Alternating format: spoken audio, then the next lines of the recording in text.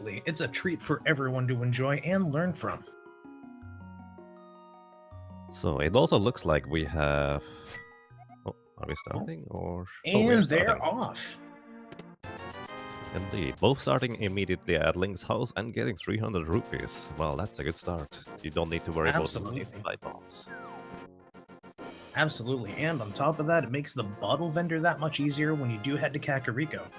It also looks like they're about to be going into the beginning of the escape sequence.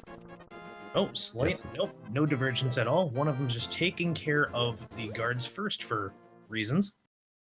Yes, actually, the reason why you want to kill at least one enemy is then you can actually activate the tree pole. If you have not yet defeated any enemies, you will not get any items from the tree poles. Oh, that makes a ton of sense.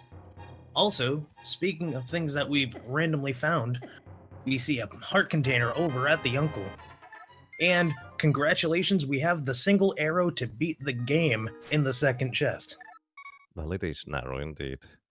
So the nice thing is, even though normally the uncle gives you a sword and a shield in the base game, because this is open mode for the randomizer, we will not know when they will get a sword. It could be running around for 5 minutes until they get a sword, or it could be an hour. We don't know that yet.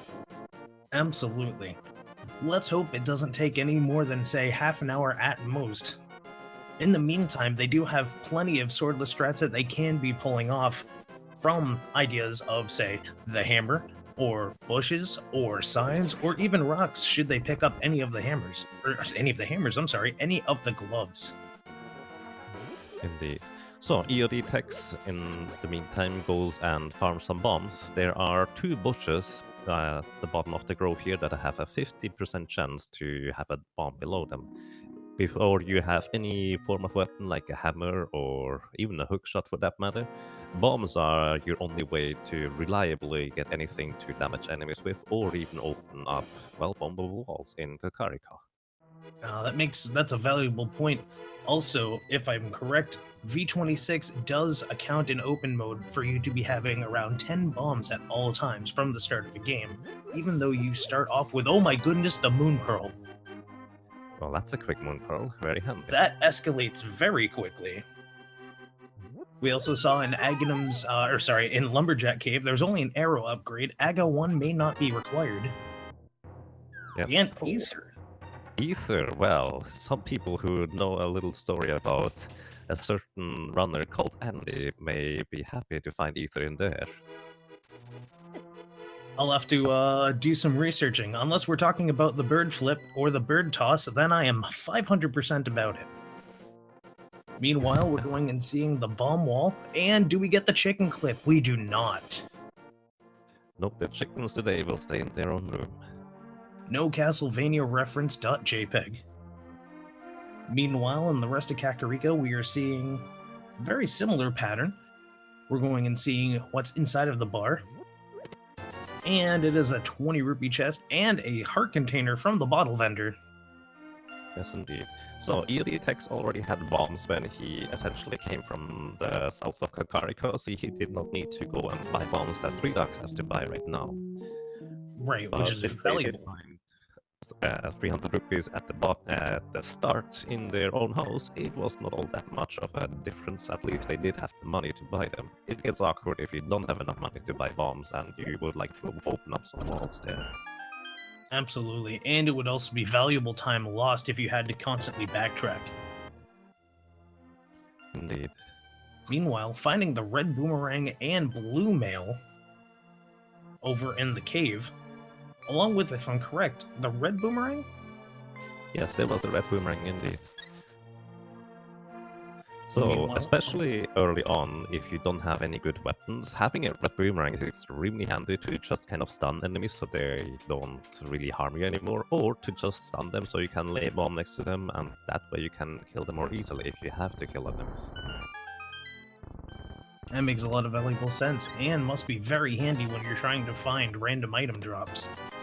We also found a bottle, so we're going to be able to see what the sick kid has, and go just one more option closer to full clearing Light World Kakariko. Yes, So they can pretty much do everything here that you normally would like to do in the first swoop through Kakariko, so that's really nice.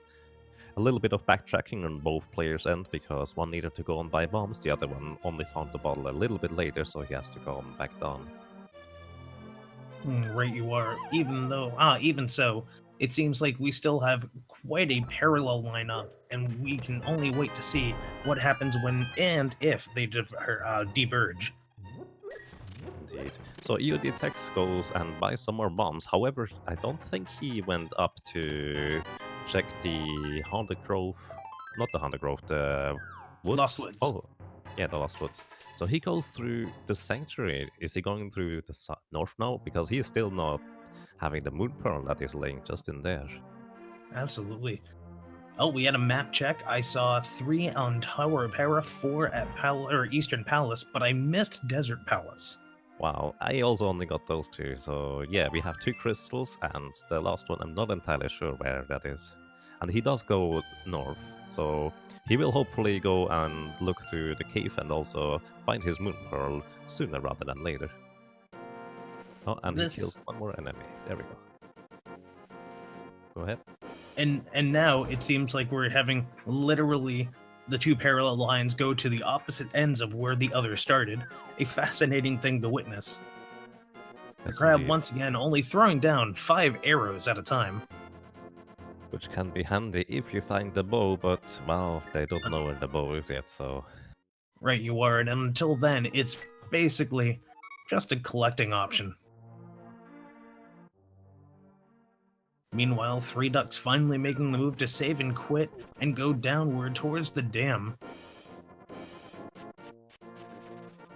There's been many times in this version of the randomizer where there has been mostly something small, however, ultimately very important and crucial for the initial part of the run, be it a heart piece or be it, say, a hookshot.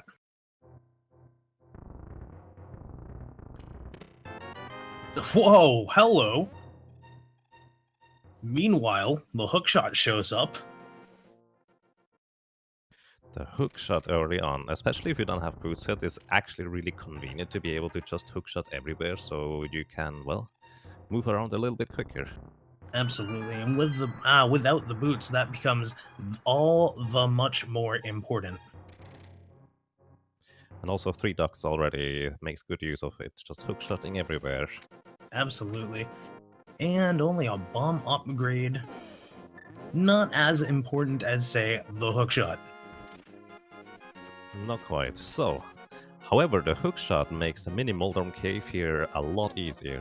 Oh, mini absolutely. Moldorms, thankfully, just are one-shot by the hookshot. And if you have to deal with those guys with just bombs, it actually gets really difficult at times trying to, well, not die to them, since they do a full heart of damage with green mail, although they also already have an upgraded mail, so it wouldn't be all that bad. That is true. It wouldn't be as bad as it could perhaps be, especially if you're not used to attacking them with hammer strats. However, Yes.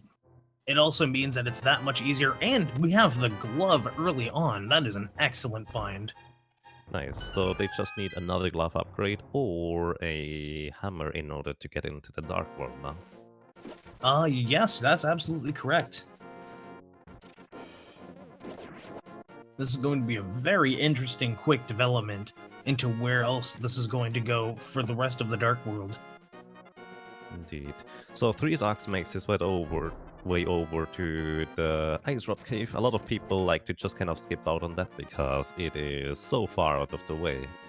But at the same time, this is kind of the only good opportunity to get over there, so might as well check it out now, I guess. I More concur. often than not, it doesn't have anything, but if it does have something and you don't check it there early, you will have a long way over there. Absolutely. Many racers have indeed waited until they had the flute and the boots. However, a save and quit is simply just as effective in the early setting of this game, because afterwards you can immediately head over to Sarashula, or You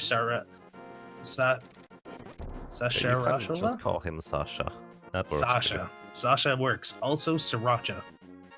However, Sriracha. Sasha is a Also. much more suitable human name. I guess so. So, ThreeDucks makes his way back. I assume he's going to fake Flipper here. Yes, he will attempt to anyways. So, for anyone who does not know, fake flippers work in the way that you don't have flippers yet, so you cannot swim, well, in theory. However, if you jump into the Lake Hylia and immediately make a screen transition right after, the game will not check whether you can swim or not, and will immediately assume that, well, you can. The weird thing about it is that you can also swim then subsequently through shallow water as well.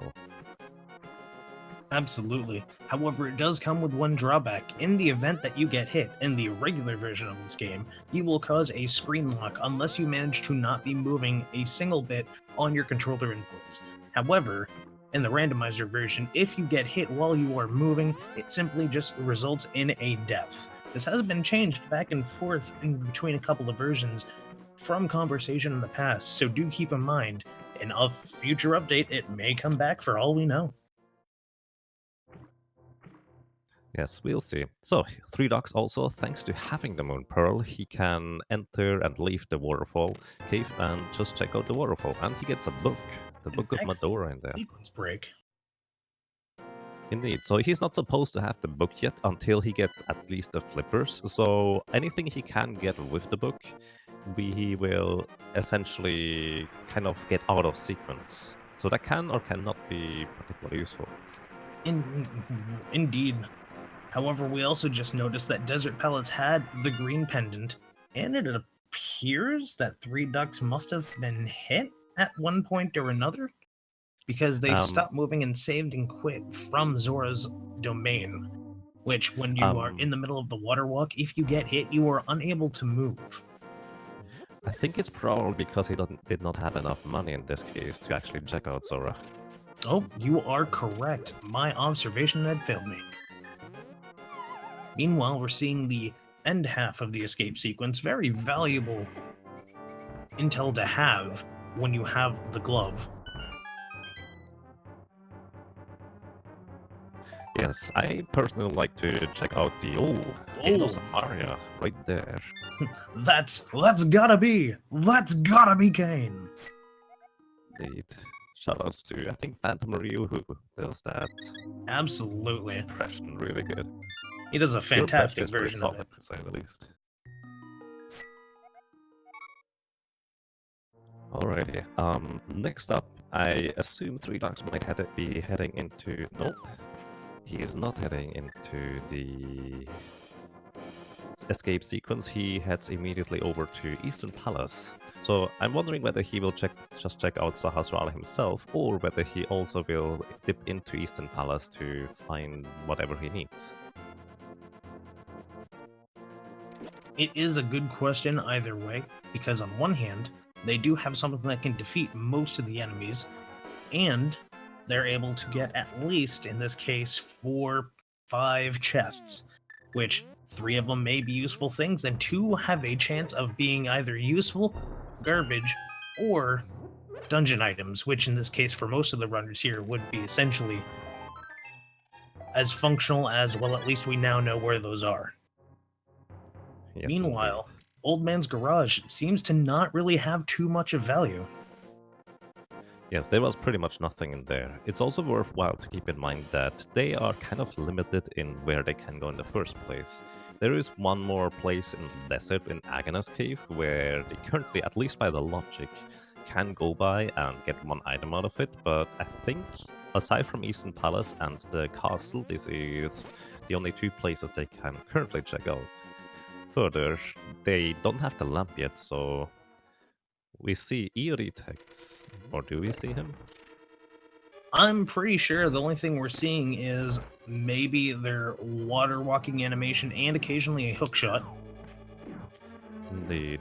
So EODTex actually decides to go backwards through the escape sequence since he did get a key, and I think he also managed to kill the rat and receive another key. So he will. Oh my goodness, the Titans met right off the bat. This may have been the better play. It indeed is. Now Dark World is entirely open to ThreeDucks. So for EODTex, he will check out essentially the Lonely Sewer Chest, as I like to call it, which may or may not contain anything valuable. So I did not see what he got from it. He may. Unfortunately, I'm not sure if there was anything. think it was a medallion he got from that chest because he now has 2 medallions in his inventory. Oh, I see. I didn't even notice that part. Well played. Indeed. Also, EODTex heads now over to the Eastern Palace and Sahasrara as well. As we see, that is definitely a very convenient strategy at this point. ThreeDucks in the meantime, going up and over and finding out whether or not, yep, they manipulate the RNG just right to only get the 2 skeletons. And another piece of heart. And what will we have? I don't believe they got the master key at this point, so at this point it's wondering what are they going to get in the chest after getting the master key. So, alrighty, I'm back. I restarted my Discord and hopefully my audio is not so robotic anymore. Welcome back, and you are as crisp as possible. Excellent, thank you.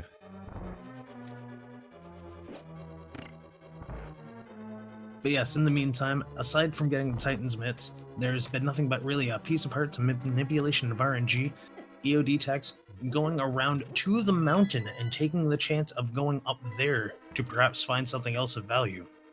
I do believe they also at this point skipped Eastern Palace? Or Yes, perhaps they might have found that one chest and said never mind and ran out. Possible. At this point in the game, entirely possible for a strategy because they don't have a bow and they can't really progress that far.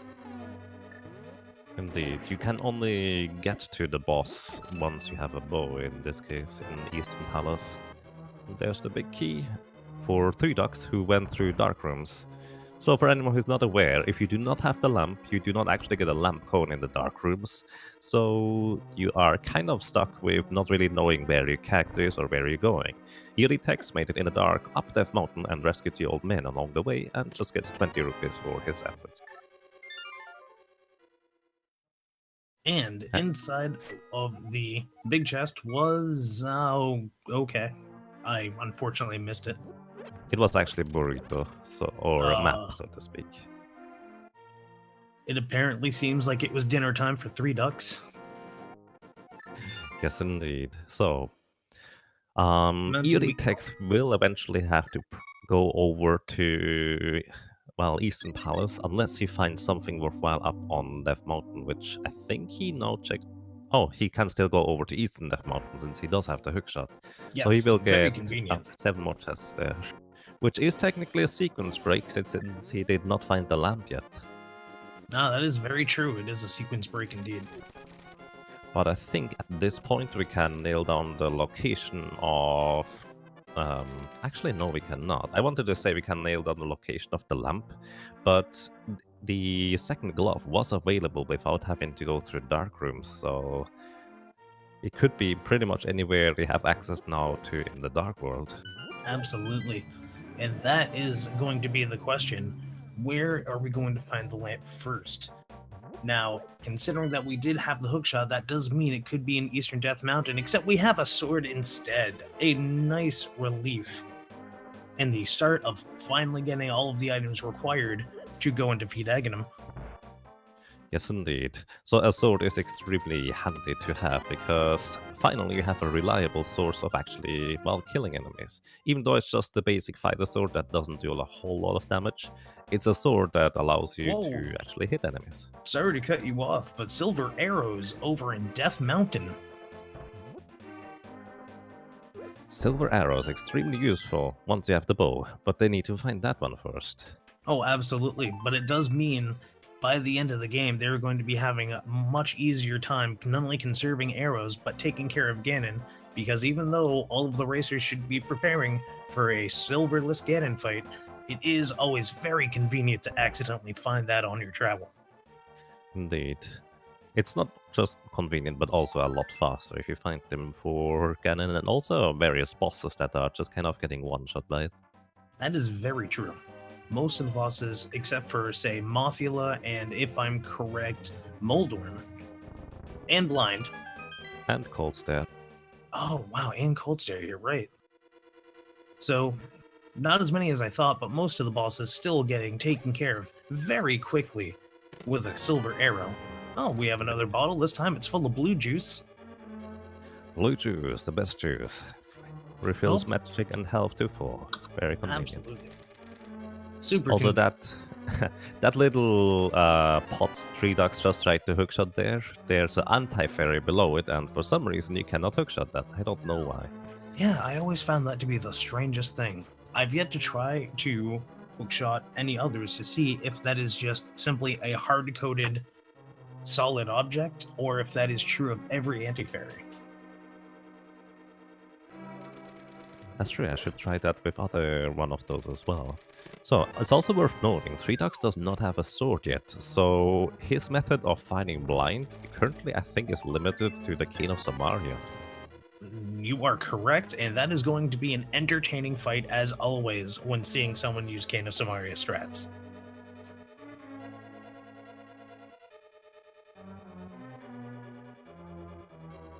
As we now And the know, EOD Thieves Town, yes. by the music, is indeed a crystal palace.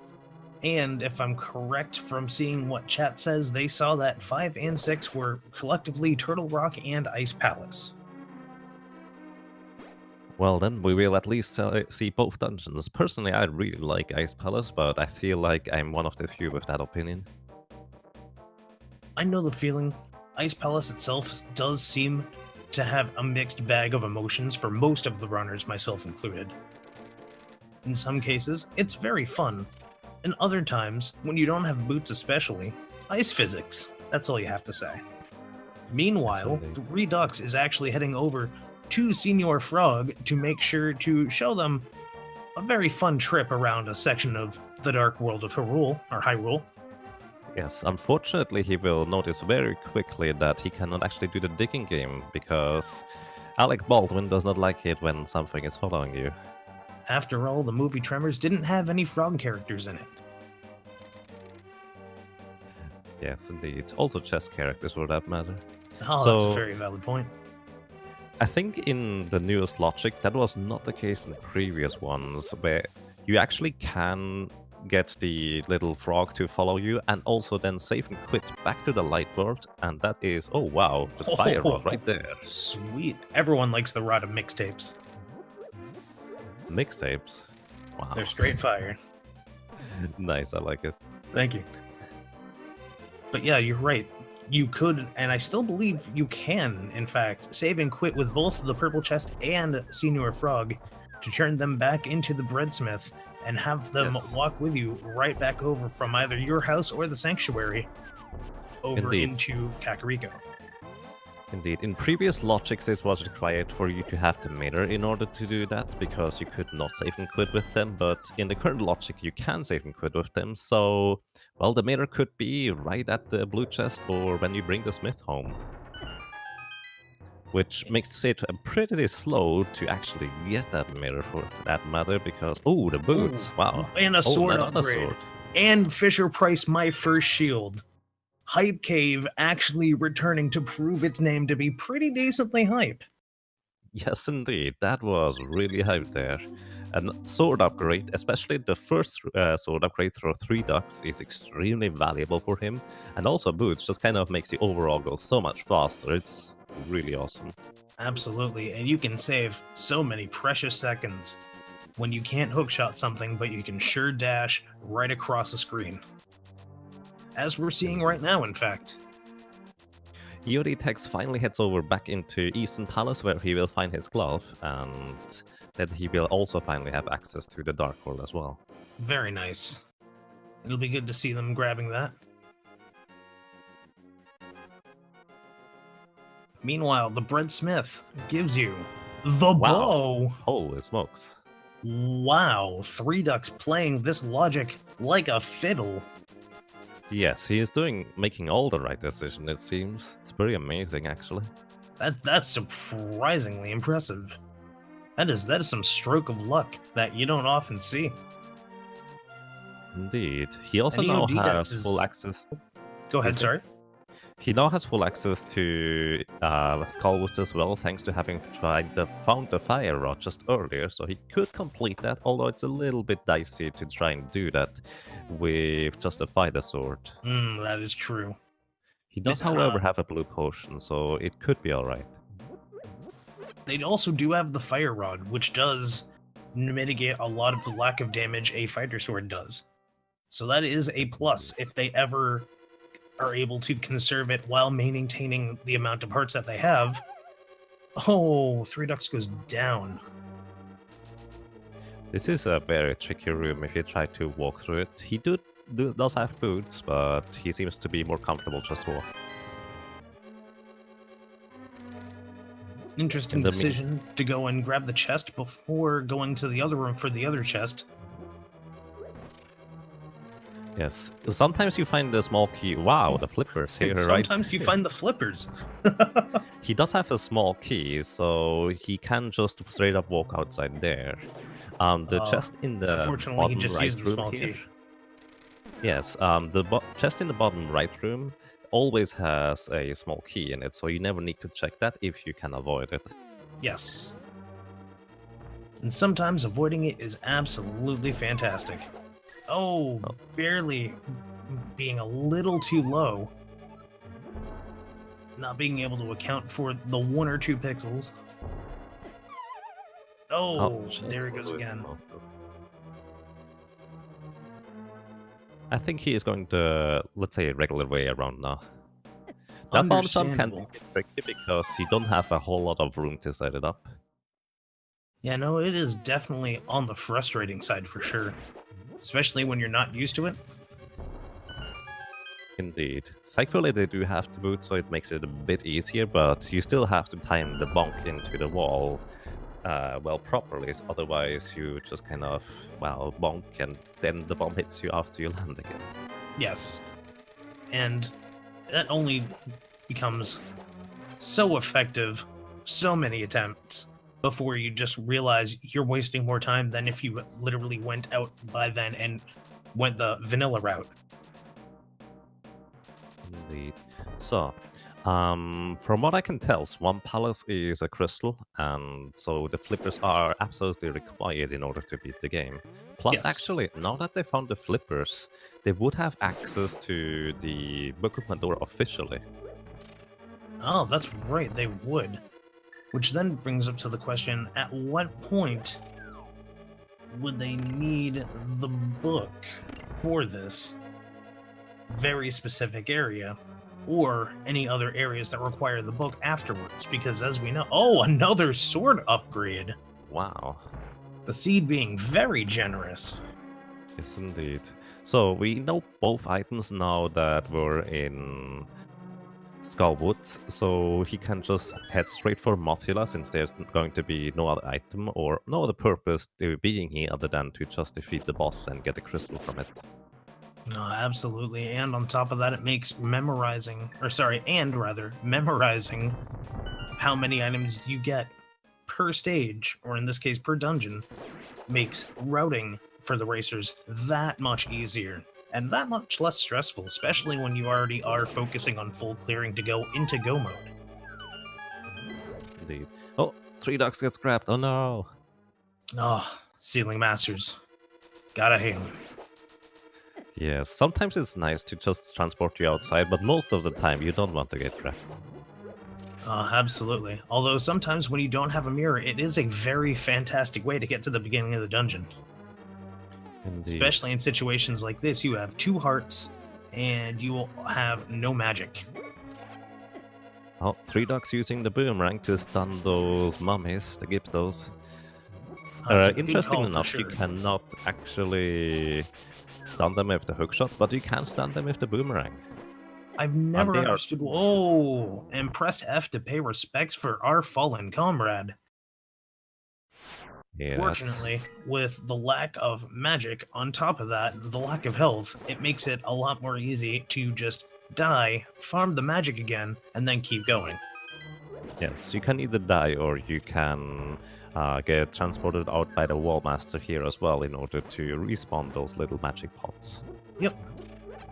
Most of the times it really just depends on timing and how much health you have. Because sometimes it might just be easier, other times, Ceiling Master might be swinging by and you could just use that instead. I'm not sure. Have we seen the stun item yet when you stun an enemy and the enemy gets killed afterwards? I don't think we've seen it in Skull Woods, no. I've seen it change up per character, but I haven't really seen that here. EODTex finally getting the mixtape rod from Little Stumpy, or in this case, Old Stumpy. Indeed. And here we have the Mothula fight, already going in and smartly having that blue potion right on lock. So the moment anything goes even remotely awry, they can just pop that open and then keep on going. Indeed.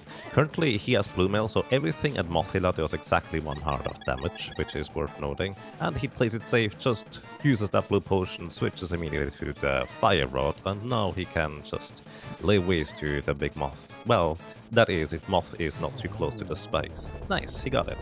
Absolutely awesome. And true. Also, in this specific case, this does mean that the amount of time taken to refill both the heart gauge as well as the magic game is much shorter, mitigating the amount of time between when he's there and at the entrance of the boss area. Indeed. EODTex, meanwhile, actually just visited the Hype Cave that is actually Hype, got his boots, and will soon get his bow as well. So he will be right on ThreeDucks' heels. Ah, fantastic. You gotta love when a race starts panning out. Oh, also, he will check King's Tomb. I don't think we have seen Oh, King's Tomb and Bonk Rocks yet. we haven't. This is going to be very interesting, especially if something huge ends up popping out here. Okay, It it is was worth... just 10 arrows. Whew. I wasn't going to say anything yet, because I didn't want to just accidentally throw out a name or anything, and suddenly, oops, it happened. Shoutouts to the hookshot. It is worth noting that EODTex does have Quake, and ThreeDucks has no idea where Quake is. I think he still needs to check out what is in the castle area and also the Lonely Sewer chest, so he will be able to get his Quake medallion as well. So they will Yes. have to complete at least Turtle Rock. I think Mr. Meyer's a pendant, so they may not have to enter Mr. Meyer. But at least for Turtle Rock, they need at least 1 medallion. And if that ends up being Quake, that might be a huge advantage for the EODTex. That would be a very considerable advantage. But we still need to find out exactly where any of the next progression items are. Because at this point, we are still lacking the lantern, the hammer, the mirror, depending on the situation, the ice rod, depending on the situation. Yes. Oh, also the flipper and the flute. And if we're going for swag points, we can't forget the bug net. Indeed. So I was almost about to say that Aghanim could still be required because they don't have access to pot yet, but they actually do because they have the flippers and can just swim over there. Yes, a very overlooked strategy that really does pay off if you keep that in the back of your mind in situations like this. Indeed. Also, they do have the boots, so if you are a bit more familiar with certain minor glitches, there's the option to initiate water walking in Skull Woods and then just walk on water, even if they didn't have flippers, which would be a sequence break by the logic, but you can do that. Skull Woods? You mean Swamp Palace by chance? No, Skull Woods allows, or the holes at Skull Woods anyways, allow you to set Oh. up a water walking state. It's kind of strange how it works. Oh, that is very interesting. So, meanwhile, ThreeDucks gets up to Death Mountain, where he actually will get his third sword once he gets to the east side. And here we have Tex going in and getting the flippers.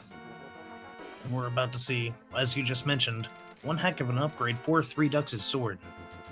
Yes, I think the upgrade from a Master Sword to a Tempered Sword is pretty much the biggest one you can get, aside from going from no sword to a sword. Absolutely agreed. Gold Sword, while fantastic, is at that point a little more of just a bonus than anything. Indeed.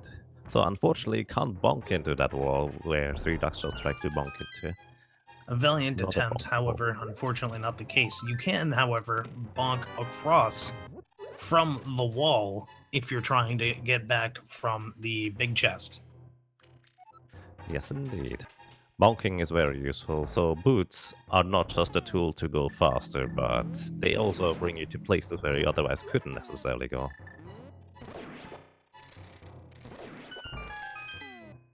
So Meanwhile, EODTex already go ahead. having the King of Samaria, he can easily just use that block instead of having to push the statue onto the switch, which makes that a lot easier. And he opens up the right wall, so you kind of rarely see that. It's a He gets very his uncommon sword as well. strategy. Yes, it's a full magic refill, which is extremely helpful if he can lift the pot. Wait, And it's where's not the... there? I don't know what just happened. It wasn't there when he lifted it up. That's all I could notice. Yes, that was actually really weird. Agreed.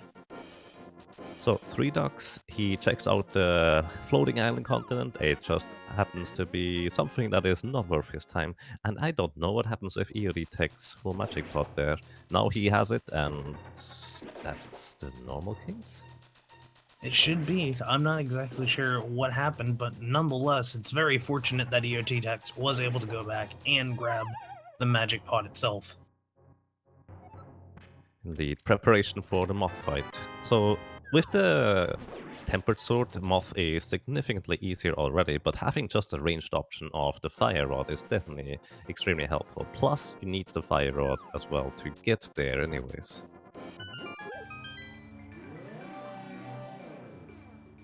Meanwhile, we're gonna have our first Dark World Death Mountain and a map check. Pod and Misery Mire, as mentioned before, confirmed for Pendant Dungeons.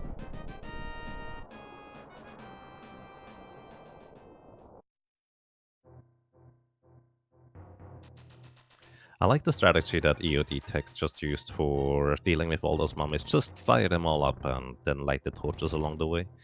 It uses up a bit more magic, but it gets the job done really well. It does, and you don't have to sit there hammering away at them for one reason or another. Indeed. So, and I think this is the first time we do know we did see the Dark World Death Mountain before, did we? Wait, Right you no, are, we did. and inside it there was 50 rupees and the cane of Brian. Make sure to say hi to Brian. Hi, Hello, Brian. That's actually one of my favorite weapons, especially in open mode, because if you get it early, it can be a very valuable tool. Absolutely. And it is Quake for Turtle Rock. Oh, boy. no. ThreeDucks having that slight disadvantage at the moment. Yeah, I just hope he remembers that there's still that sequence in the castle, because that is really easy to forget. It is, especially when you've already started at the concept of you've bypassed it. Yes, he also did check the backside of the escape sequence as well. And inside the last chest, we got a mystery.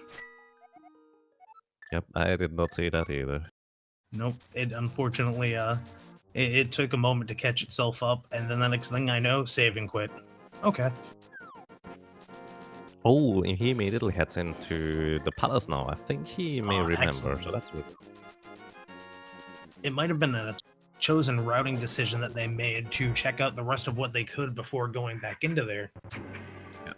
Because it's worth noting that he still has not acquired the lamp yet. So, see, technically he still does not have access to that chest in the sewers yet. Oh, that's true. It's also There's kind still of lack of a tricky access. chest to get. Unless you know where the torches are to light them with the fire rod, it's kind of tricky to get that chest in the sewers just like that. Indeed. Also, Unless you're here's an Christos interesting Owen. thing. Yes, that's true. Here's an interesting thing. I'm not sure what the EODTex is doing. Please don't get a hit there.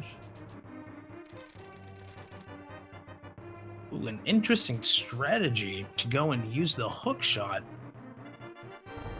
to make up for the time you are waiting to bypass the guards without causing them to charge at you, which can cause a little bit of lag. Interesting. Also, chat confirms that the last chest that they grabbed before going into the escape sequence sounded like 300 rupees. That's a good thing to know. And also, while we're at it, I'd like to give a shout out to our restreamer Elvi for going not only and restreaming this race, but restreaming the last race immediately before this one. Just making sure to go through along this like a champ. Make sure Yes. to give Elvi a follow on Twitch, and while you're at it, make sure to not only give our racers a follow on Twitch, but also all of the Randomizer Mania channels, Randomizer Mania 2, 3, and 4, as well as Speed Gaming through Speed Gaming 4. Indeed. I definitely think it is worthwhile shouting out all restreamers and also trackers, and for that matter also commentators. They are doing an amazing job. For the most part, I've just been leaning back and enjoying the races. Today I'm doing a little bit of something, but this is definitely, I dare to say, at least for me, the easy portion to do. And I agree. It's also very ThreeDucks. fun. ThreeDucks unfortunately did not go into the castle and to the lonely sewer chest, so he will not have that Quake medallion for quite a while. Ooh, that might end up costing them. Also, before I forget, also wanted to make sure to give a shout out to our trackers, Slim Kirby. Oh yeah, yes indeed. Thank you very much. No problem. Because Thank you for it's way reminding me. easier to just way easier to just look at the screen and commentate over it without having to press that many buttons. Indeed. Meanwhile, we're going through what appears to be EODTex's first round inside of Thieves Town. Since this was not previously completed by ThreeDucks, we're going to find out exactly what could also still be here. Indeed. So, worth noting, just kind of to hang on to the previous thing, ThreeDucks actually had in the castle already a small key, so he did not technically have to get the other small key from the guard, because it is at that point quicker to enter the sewer sequence from the front side where you don't need a small key, so he could just walk through the door. But that's just very minor. I like to point that out sometime though. It does make sense, especially for it being a viable routing solution. Let's see. And now, I think ThreeDucks is going to buy potions. Getting a red potion after releasing the Golden Vitor. That is very interesting, actually. I don't think I've seen anyone buy a red potion right there. That is definitely a good decision to buy a potion, because that gives you a lot of safety. It does, especially for a fight like, well, they already went to Mothula, but maybe they're worried about going in and having to deal with the shenanigans of Blind. Indeed. It looks like EODTex actually skipped the chest next to the lady, so that means the map or compass has to be in the big chest, I guess, and the small key would be next to her, so I guess we saw all items out of the Thieves' Town. I'm actually... It may end up being so. Chances are if they check their menu risks... Oh, sorry, don't mean to cut you off, go ahead. I'm always impressed when people just kind of manage to keep track of that, because keeping track of what I got in dungeons without checking the menu a second time is always tricky for me, so props to EODTex to not even have to check his menu there. Absolutely. Memorization of this does take a lot of practice, and any runner that can do it efficiently is absolutely in the running to make sure to get a very solid time, especially since that also is something they can factor into their routing. Indeed. So, something that was just pointed out in chat, they do have access to Desert Palace now, thanks to getting that book and the flippers especially, so there might be something in Desert Palace. Since it is the green pendant, it essentially holds more or less 3 items that could be worthwhile. Ooh, that's a good point. Also, we have not seen a check for the Desert Ledge yet, so there's an additional item over there. We've also seen them neglect the option of checking Pedestal. I don't want to necessarily give out commentators' curse for them. However, one has to wonder, how many times are we going to sit there curiously, hoping for the best, and then all of a sudden, Fire Rod in Pedestal? Indeed. They still need the hammer to complete Palace of Darkness, and also the flute in order to enter Misery Mire. So for now, Pedestal is not quite an option. It could still technically hold the Ice Rod, for all we know. Could also hold the mirror, I guess. That is technically true.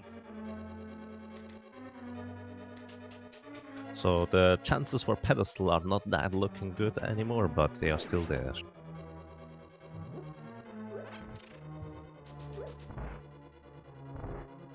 EODTex So finally getting into the side of the dark world, making sure to check all the chests while they can. indeed, ThreeDucks he is also does have the Fire Rod and the King of Samaria, so he could take a gamble and dip briefly into Turtle Rock if he wanted to. ooh, that is an interesting gamble. We might find something of use there, or depending on how the logic had that through the routing, we might find not as much of value. Oh, but they are checking to see what it is, and as we know, it is indeed Quake. Indeed. So EODTex knows he has all the medallions at least required to beat the game. We don't know what Mystery Mire is yet. But for Crystal Dungeons he's covered. ThreeDucks in the meantime, fighting blind. He has plenty of health and also just kind of a decent sword and the Cane of Burner ready to use in case that's necessary and just uses it. I think Going that is back a... to... oh, sorry, don't mean to cut you off the last bit of your sentence. Oh, I see. That is a really good decision in my opinion. Just use the Cane of Burner when you have it, use your tools, because it's also a skill to remember that you have those tools. You are absolutely correct, and in my opinion, Cane of Burna has come in as a great safety strat on many occasions, despite it not being accounted for the logic. Spike Cave, in the past, has held many items that have tripped up countless runners on various races. Yes, in this case they can't enter Spike Cave because they still don't have the hammer. That's correct. Fortunately, also since V26 doesn't account for it in the logic, it is very unlikely for it to have any major item progression in there. Indeed, except for my race it did, and well, Oh wow. you definitely want to check there once in a while. Wow, Oh, it that looks is... like 20 rupees. Excuse me. No, by all means, I'm just sitting there astonished by that. That is very unlikely nowadays. Nonetheless, as we saw, the race didn't have a whole lot to offer except for your money back. Or sorry, the shovel game in this case. And was that a blue... no, it couldn't have been a blue tunic. What did I see over there? Was that 3 bombs? I think it was a boomerang, the blue one. I'm not entirely sure. Bloomerang would be also similar to the shape I saw. I simply saw a triangle-esque shape, which could have been 3 bombs, the flute, or the bloomerang. Indeed. So it looks like Oh. ThreeDucks is swimming over to Palace of Darkness area, maybe checking the pyramid or catfish in the meantime too. So that is an option. You don't have to defeat Aghanim in this case. That is very true, and again, the idea of using the whirlpools is not as commonly thought of, but nonetheless, absolutely priceless when you're trying to avoid going and wasting time at Ganon, or sorry, Aga 1. Yes. There's still actually a slim chance that, at least by the logic, Aghanim 1 might be required. If, let's say, the Fat Fairy at the fountain has, or at the pyramid has the hammer, by the logic, you would still be required in order to get that. But that is actually it's not possible, because Turtle Rock, you need the hammer to enter, so I've actually forget about that way too often. Yeah, no, So, well played. I actually forgot about that as you mentioned it. yeah, the thing is, EODTex earlier didn't actually have the option to enter Turtle Rock. I kind of forgot about that. So at this point, the only thing that could really necessarily be in Turtle Rock would not be something required for that dungeon, so perhaps the flute or perhaps the mirror. Yes, both of those items were useful, but not required for Turtle Rock, indeed. Indeed. So there's entirely a possibility that we're going to be seeing some late version 26 trolls. Version 26 recently seeming only a slight bit more forgiving to our runners compared to some of the shenanigans we saw in the earlier start of this tournament, where it seemed pedestal seeds were almost the norm, and double dipping from Ganon's Tower into other dungeons was actually a thing. Really? I have not seen a dip out of Ganon's Tower yet. That is quite something. Whoa, there's the lamp. catfish having a very soggy lamp. Yes, indeed. So The flippers were in Skullwood, so that's what they needed in order to get that lamp. That now makes sense. We got a key Then- over in the first section, so they are not immediately. Oh, wait, they wouldn't be bow locked anyways. They would have been hammer locked, if anything. Yes, indeed. So it's actually worth noting that if they do find the hammer in Palace of Darkness, while ThreeDucks is a bit further ahead in completing Palace of Darkness, EODTex now has the lamp that would allow him to, well, complete the Dark Rooms a lot easier. Absolutely.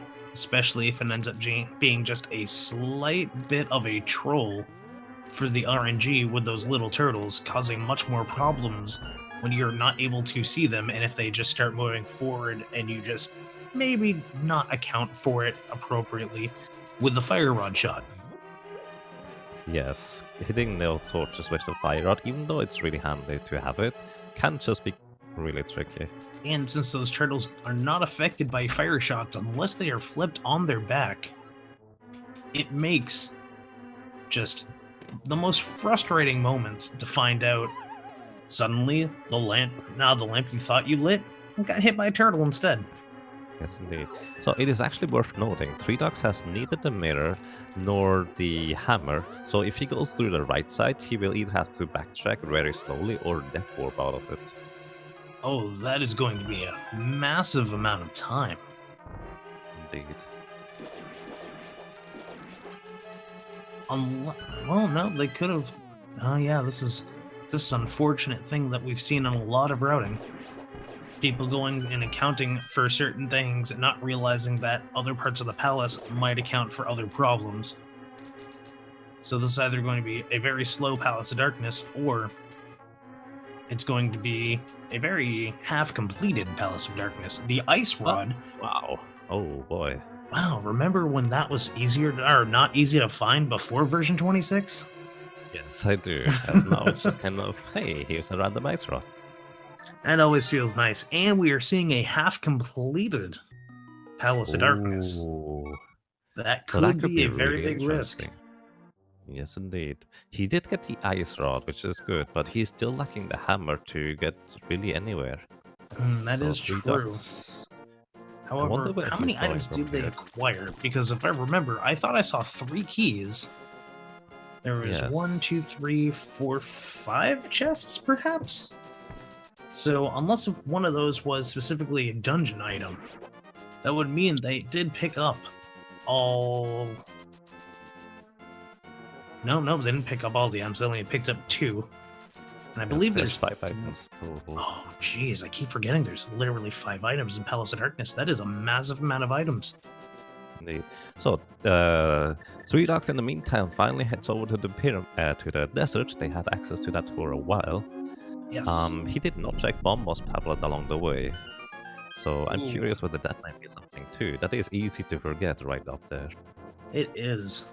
And on top of it, being a little harder to access from anywhere that isn't, say, the warp side from right above area number 7 that you fly to with Swag Duck, it becomes a lot easier to neglect over time, and then you end up possibly missing something that could have been extremely valuable to you in the future. Indeed.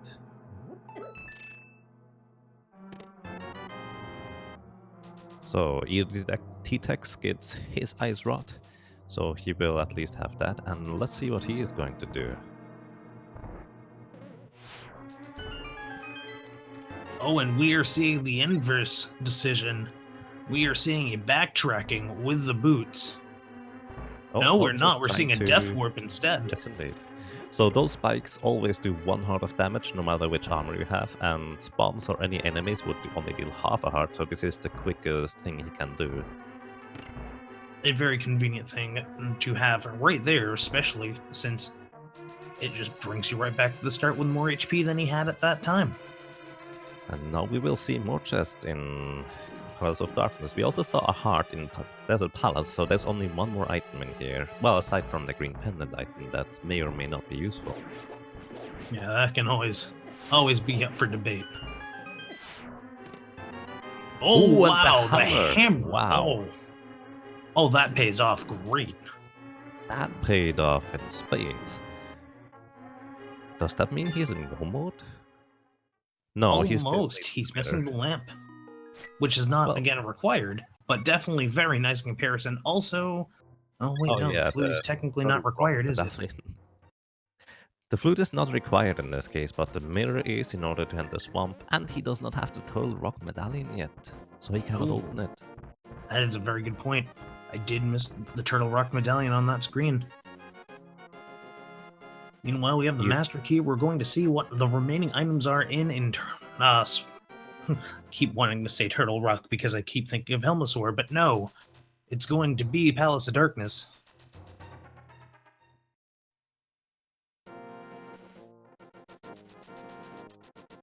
So Desert Palace was definitely the right play, so the flippers to the book to Desert Palace seem to be the way the logic wants you to lead. It does.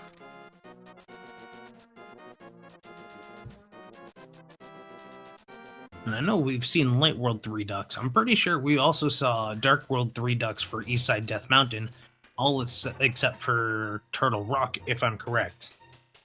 But he can now go up to Tower of Hera with the hammer. Oh, right. Tower of Hera is indeed a crystal. Good point. It's basically the long way around, but you can go all the way to the right with the hook shot and then with the hammer through the hammer packs if you don't have the mirror. So That is a this good takes a point. bit longer, but it's definitely an accessible location. Also, he can check out the ether tablet if he thinks about it. Oh, He and does. speaking of, he does indeed. It's going to be one of those moments where we're going to have a little giggle if we see that mirror is actually inside of Tower of Hera, suggesting everything else was indeed required. Yes. So here, EODTex ended up just kind of digging up the shovel thing, just plus 5 balls max capacity upgrade. And Oh, it looks like unfortunate. he might be heading over to Desert now himself. And big Which key in will the pay bottom off. chest. Or, sorry, bottom chest? Pardon me, the basement. That doesn't take 20 extra seconds. It just says why. I've never seen that. That is fantastic. I think the sign basically reads don't do stupid stuff with the sign, and he just kind of goes why and follows you around.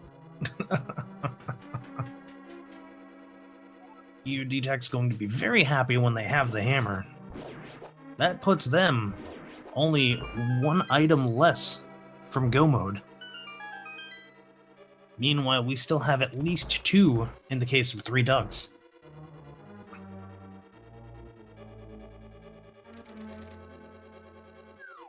As we know, the dip into desert is required because of the hammer. Yes, indeed. So the mirror could be in Turtle Rock in theory, and EODTex also does have access to it now, fully, I think. That is true. Opting for the heart container, sometimes because you can just never have enough safety. Yes, I do think that is definitely a good decision, especially if it's a full heart, because a full heart is just, well, you have that much more safety. And with a mail upgrade, that even counts for more.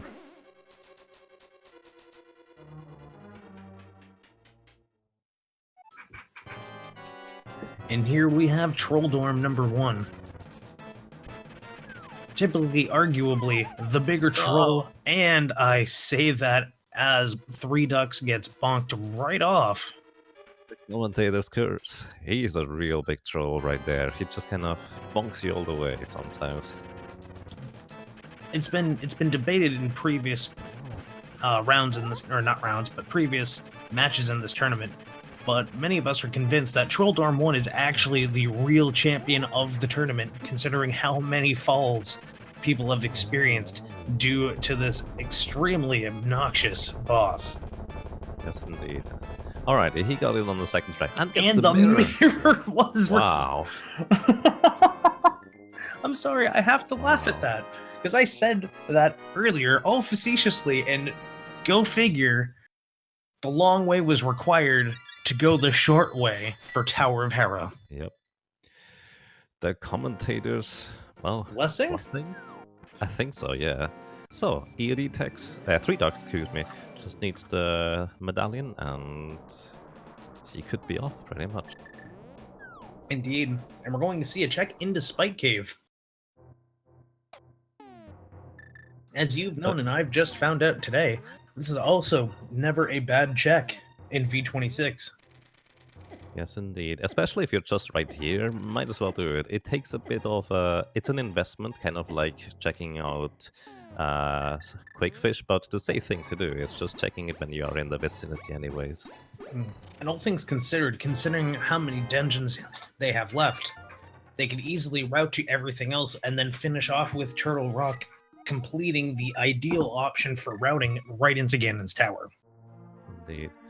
EODTex heads over to Eastern Palace. I do like this decision actually, because there's actually no items anymore that would speed up this palace particularly much, and I think there is one more item left in here. So he can finish the dungeon, grab one more item basically just along the way that he has to complete anyways, and it may have just been the mirror, unless, well, we know now it's not. Not in this case anyways. I remember seeing in chat earlier that someone said it is entirely possible that the Armos Knights are holding on to an item. We're going to have to find out. Oh, they could ThreeDucks, definitely unfortunately. have something useful. Oh, absolutely. ThreeDucks still going on looking for that lamp, as well as, in this case, well, they have the mirror, so they don't have to worry about that. Oh. It's noting that ThreeDucks didn't have access to the Bombas tablet earlier. I kind of missed that. Yeah, no, I neglected to realize that when they were going in there at first either. Yeah. Oh, and it is just for a lesson in capitalism. Yes.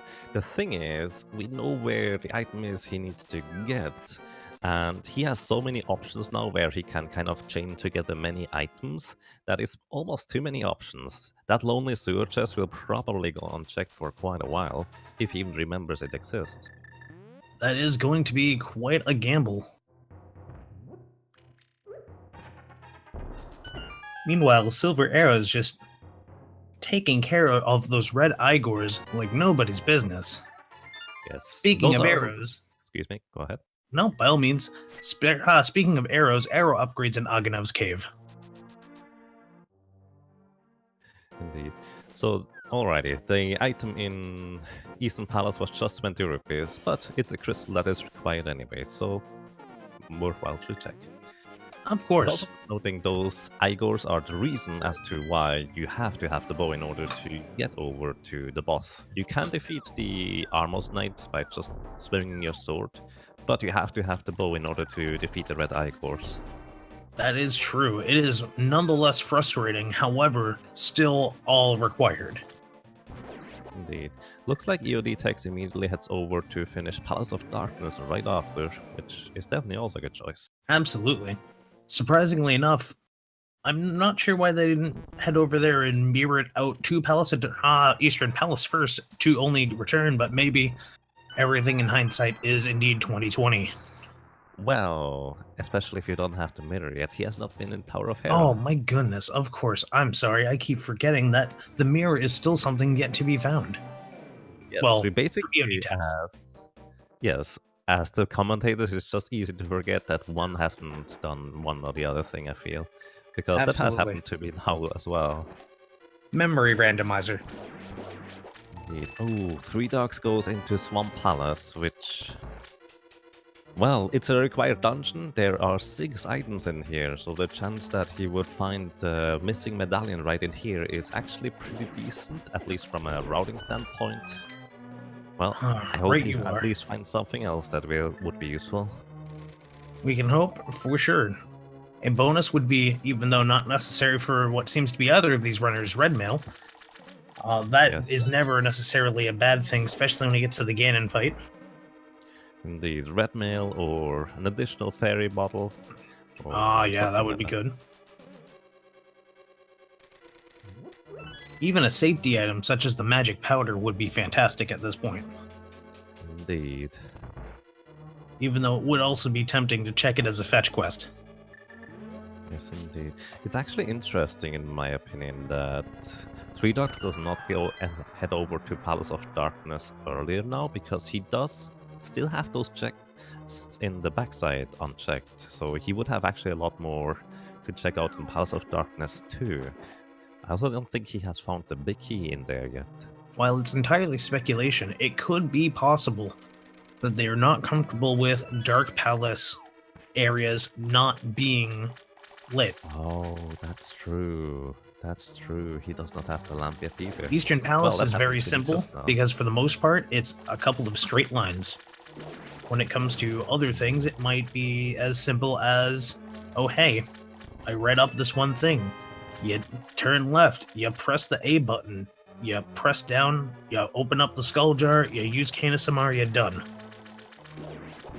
But Indeed. when it comes to the maze, it is super easy to get lost in that, and the same can be said for the section after Misery Mire's first, and also Turtle Rock. Or not Turtle Rock. The Turtle Room in Palace of Darkness itself. Yes, indeed. They do have a fire rod to help out, but it's also a thing that you need to remember that you have it.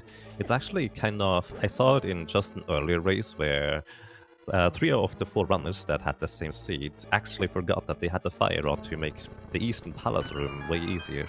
Oh wow. It's something that just doesn't really come up all that often, and so just doing it in the dark is kind of the norm. But if you have a fire rod, might as well use it. But it's...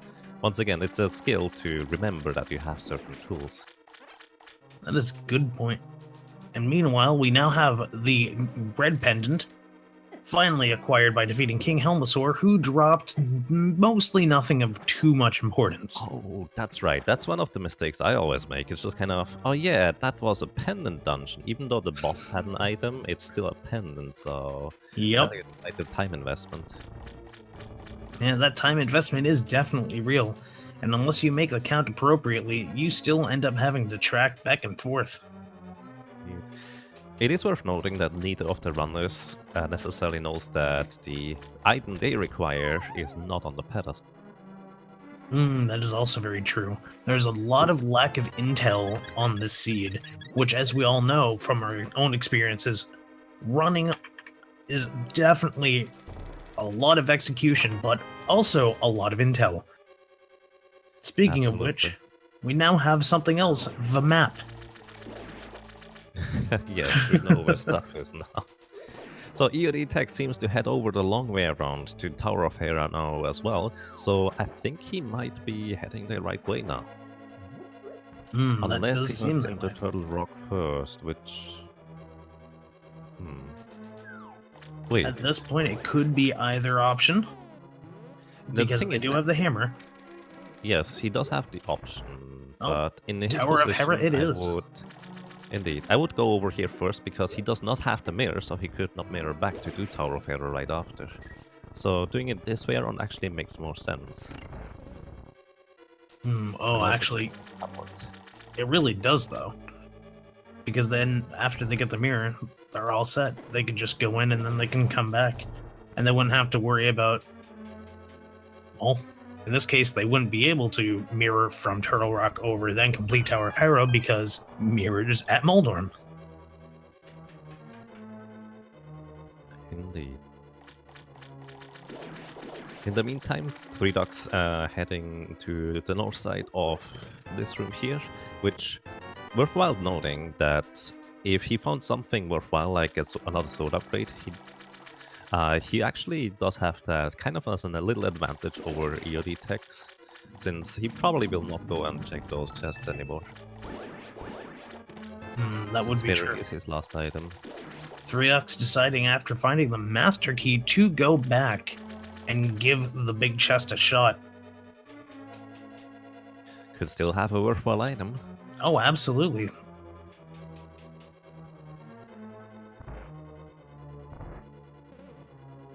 Meanwhile, we're seeing more effective uses of the hookshot by EODTex. Indeed. I actually really like those little hookshot uses. It is very nice to see just kind of hookshot all over the place, because if it's a short distance, it's better than actually dashing. And also, going to be good use of the hookshot here to the big chest. It's the single key, unfortunately. Yes, he doesn't know yet that he is completely fine, so to speak. Yep, in fact, this is going to be that one moment where we find out... Yep, He's going to have the mirror, and then it is essentially go mode. Indeed, it will be go mode for Tex, or EODTex. Well, unless he gets trolled by Moldorm for 20 times, let's not do that. Well, Oh, he got it, nice.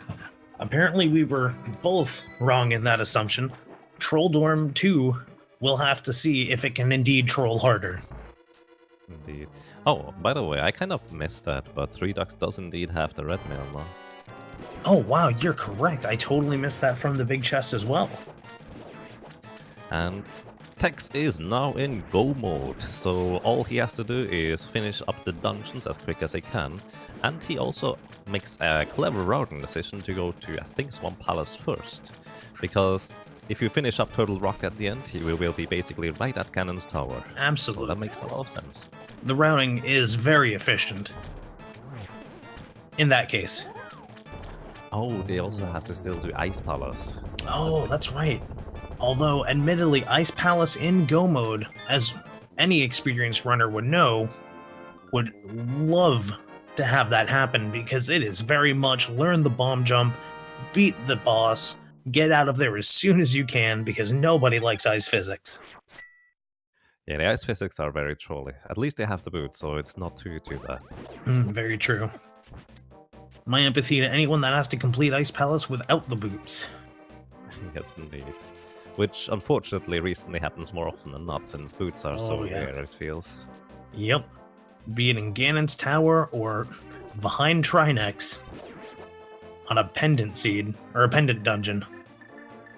Boots have been showing up in very random places and locking you out of valuable items.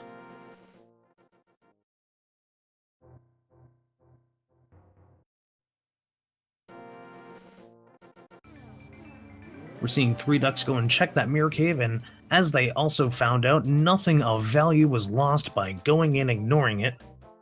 Yes. Meanwhile, go ahead. It's actually, thinking about Ice Palace, ThreeDucks does have the option, or actually both runners had the option since quite a while, to actually enter Ice Palace. And while many runners don't like to go in there, very often it does hold something. So I wonder whether ThreeDucks is going to go to Ice Palace before he will check that lonely sewer chest. I hope that is a good question. Meanwhile, we see ThreeDucks finally going and doing the hammer dance. Meanwhile, the floodgates are now finally being opened on EODTex's side. An interesting thing to note, ThreeDucks actually hammered the top bonkable peg, while Tex and many other runners tend to just bonk the bottom peg. I don't know if that's actually legitimate strategy or just options for themselves. I don't know whether anyone has ever done the testing at math, which one is the fastest. That's a good point. Meanwhile, the save and quit strat is being used for the purple chest. All that is pretty clever. It saves him quite a bit of walking time, and he did check all the locations on the way there. So absolutely, that only speeds up. Also, if I remember correctly, there are many more options of things to hookshot, which with the boots you can actually use to dash. Yes, indeed. Which is a weird interaction, but it works. Yeah, it's one you wouldn't expect at all. However, for some reason, it just works. EODTex, and the way past that little chest, he just finds the big key, which unfortunately is not useful for him, but he is heading straight to Argos. There's no reason for him to check out much else. I guess he likes to check out chests that are kind of along the way, right there, because they may have something useful in them, like an armor upgrade or maybe some pop potions with fairies and stuff. This is definitely a difference between the way the runners route their dungeons and all of the small choices they make. However, as we're seeing, this is still a surprisingly even race, despite ThreeDucks being only slightly behind by lacking the Quake Medallion and one dungeon.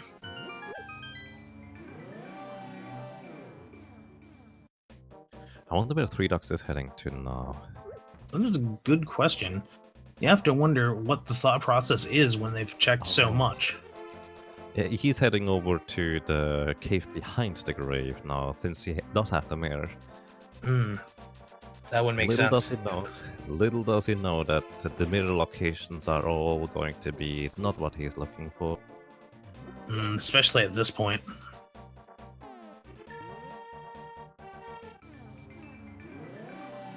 That was a solid one cycle by EODTex, making very quick work of Argus, before what I assume is mirroring out and heading immediately into Ice Palace. Indeed. Oftentimes we do see Ice Palaces put off due to its easy frustration levels. Yes, indeed. So, now he mirrors. I was wondering. Actually, I only recently. Ooh, he got Interesting back to the mirror. light world. Unfortunate. I only recently. Excuse me. Go ahead. No, that was a quick thing on me. By all means, go ahead. I recently actually learned that there's actually a way to access Lake Hylia on the south there in the Dark World. For some reason, I thought that was blocked off, but actually you can't just go over there. Huh. Very interesting. I wouldn't have accounted for that. Indeed. ThreeDucks finally goes over to Catfish and gets his lamb, so he will no longer be in the dark. So that's going to be at least somewhat of a relief for him. Oh, you love to witness something like that, so you don't have to worry how much longer it might be for them. At this point, that also might give them confidence they need to finish up not only Palace of Darkness, but also that one chest which they will find very useful in the escape sequence. Indeed. Well, and there they go. Oh no, he gets right bumped onto back a too. rock. Oh. I almost thought As it was always. getting right onto the crab, but apparently not. But go ahead, sorry, didn't mean to cut you off. Oh, has he? Oh, right, he didn't have enough money at the beginning, so he didn't check on Sora. Oh, that's right. Oh, yep, confirmed it indeed was the Bloomerang. So, actually, I would say it's a pretty solid routing decision on ThreeDucks end to just go over there after, well, the Oh, absolutely. Catfish, because he does have the mirror that makes that routing a bit faster. And EODTex with the bomb jump, I think he got it. He Nice. did indeed. The bomb jump is always a fascinating thing to watch. Indeed. What? Just make sure he doesn't fall down there through the fire bar and just sticks to the bottom wall, which is usually safe. I never knew that was safe. I was about to say, did EODTex just hold onto a wall and not get affected by the fire bar? Wow. You really do learn something with every race. Yes. It still hits you, but it doesn't bonk you away. Also, that was an interesting strategy with the bombs against those penguins there. Yep. I have not seen someone just throw a bomb instead. That's actually pretty neat. I like it. That is pretty nice. It's also very, very time effective. Meanwhile, Ice Palace Go mode is shown to be as quick as we have referred to, because now they are already on the way to fight Cold Stare and make sure the mixtape gives Cold Stare a cold shoulder. Indeed. They do have no bombas, so they will have to use a full fire bar, basically. Or a full magic bar to use the fire, excuse me. No, in order I understood to what you meant. actually break the shell. So they need to actually be careful when going to Cold Stare in order to make sure they have enough magic. Which is actually kind of tricky sometimes, depending on where you start from with your magic meter. Absolutely, and it also depends on the tactics you're using. Sometimes it's a little easier. Also. Wow, that was clean. I didn't even get to mention any of the strategy you could use on that section. Ooh, EODTex making super quick work of Cold Stare. Indeed. ThreeDucks heads back into Palace of Darkness. He does have quite a few things to check out in here. I wonder whether he will make the play as to go and defeat Helmasaur too, because he did have an item. It was just 5 rupees, but it's basically an item. With a lack of Quake, he might take the risk.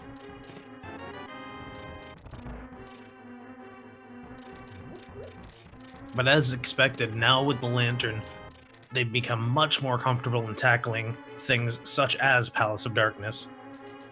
I wouldn't be surprised if they did end up remembering to go back underneath to the escape sequence to get that one last chest.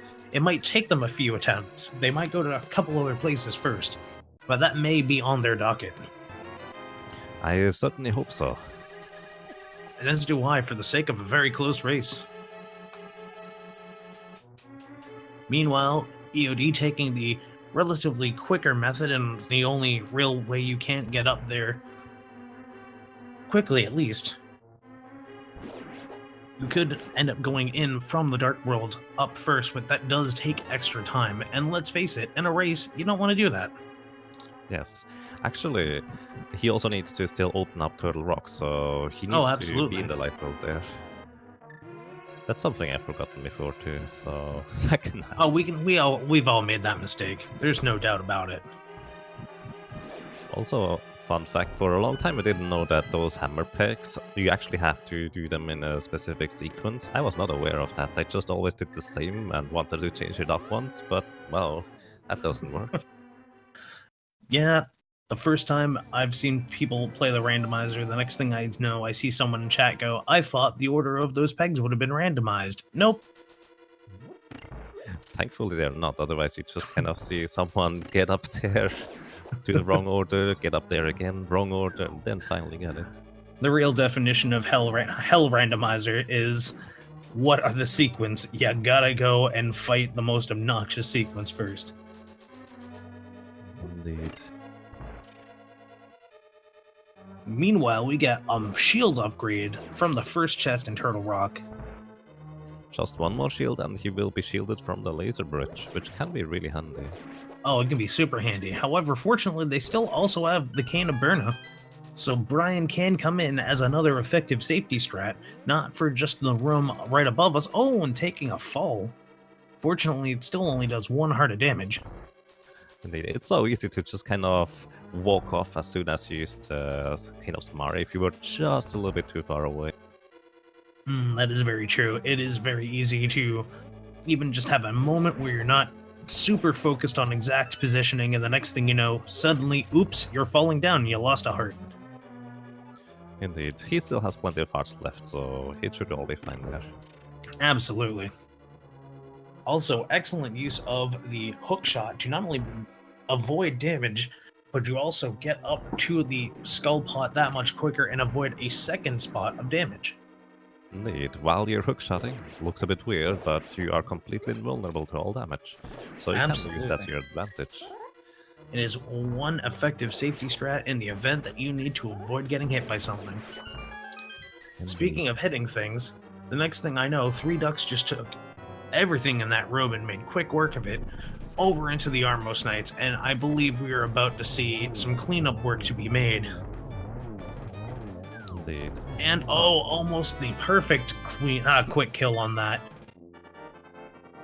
That was really fast, actually. I didn't even It catch was. That was super fast. Nice. I was focused on Tex's chain jump room, where they did troll him a little bit, but he got through without getting hit, which is really solid. Oh, that is very, very good. That room is super trolly. Oh, I shouldn't have saw something. Alright, it's okay. I was about to say that, at least for ThreeDucks, he did not end up going to Helmasaur, so... Oh, did he? Wait. No, I don't see didn't. it. Alrighty, so there's still one item there that might bug him, but at least he's not going to lose more time over there. And Tex getting trolled by that... What is it? The Spiny? I believe so. The Pokey? Oh, yeah, the Pokey. It's also a reference to Mario 2. Oh, I see. Ooh, don't get... Oh, no! The Pokey sure became a stabby to deathy. Yeah, those can really troll you. They really Especially can. if you're just kind of... And since this area is designed to be even harder with blue mail compared to the other dungeons, it only comes to no surprise that a little bit of... maybe, I'm not going to say carelessness, because obviously you're paying a lot of attention in a race, but just a moment where you're not as immediately hardcore focused. Oh no. Yup, oh, I saw that one too. You hate to see that. it can end up costing you not only seconds, but beautiful, beautiful placement in a dungeon. Indeed. So, Quake mode? I hear someone say Quake mode. Quake has been acquired. They did remember to Nice. go back. Alrighty. I do believe the hypothesis of them being uncomfortable with going into dark rooms without the lamp may be more accurate than we originally thought. And nonetheless, Indeed. they are ready to tackle the rest of the overworld with Ice Palace and then Turtle Rock. Indeed. ThreeDucks is now also in Go mode.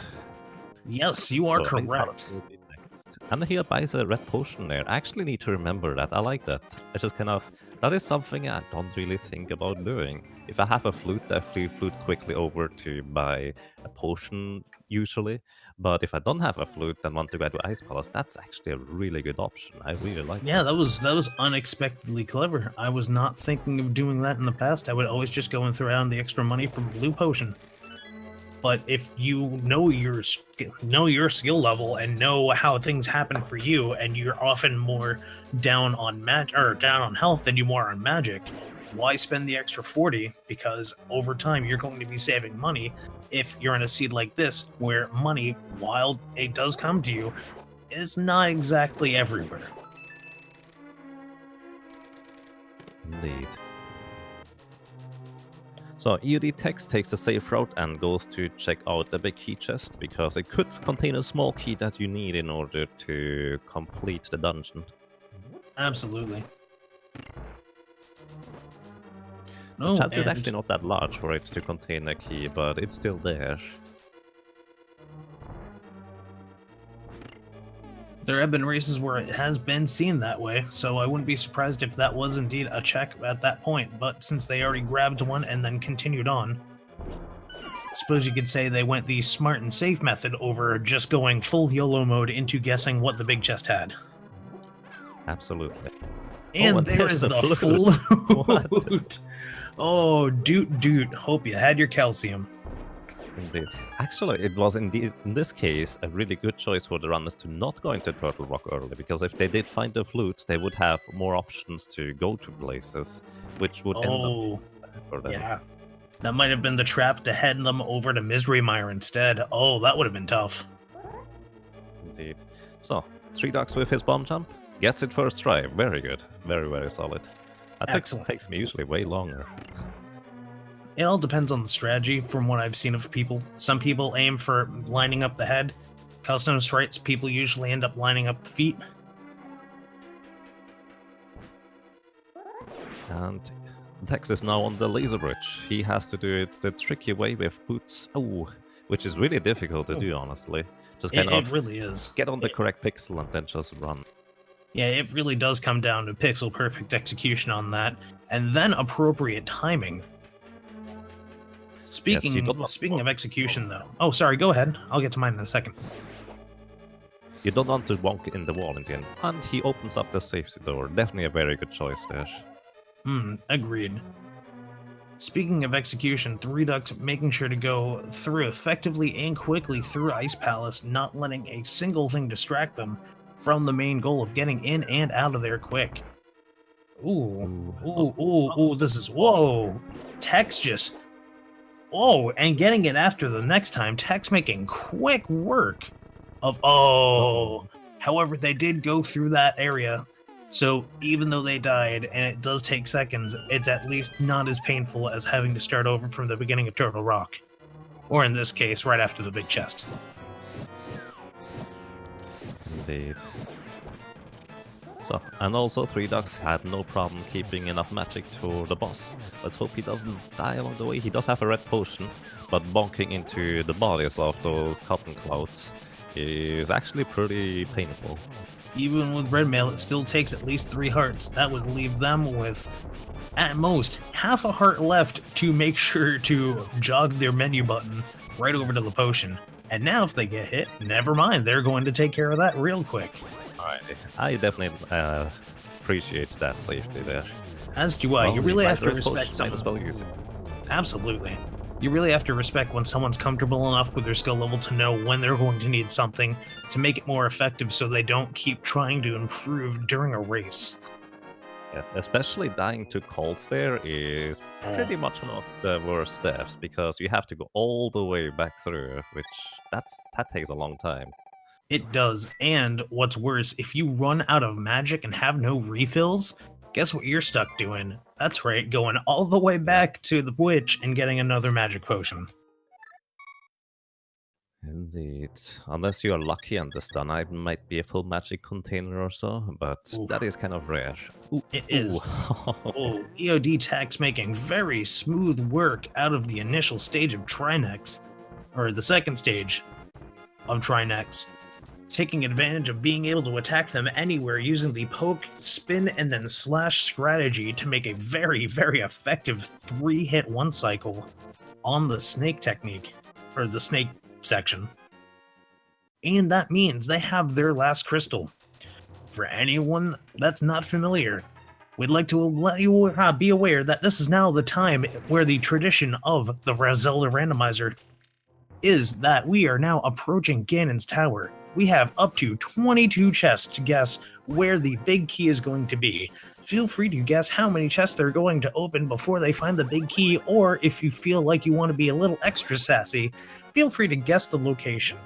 I'm going to go with the top right chest in the rando room.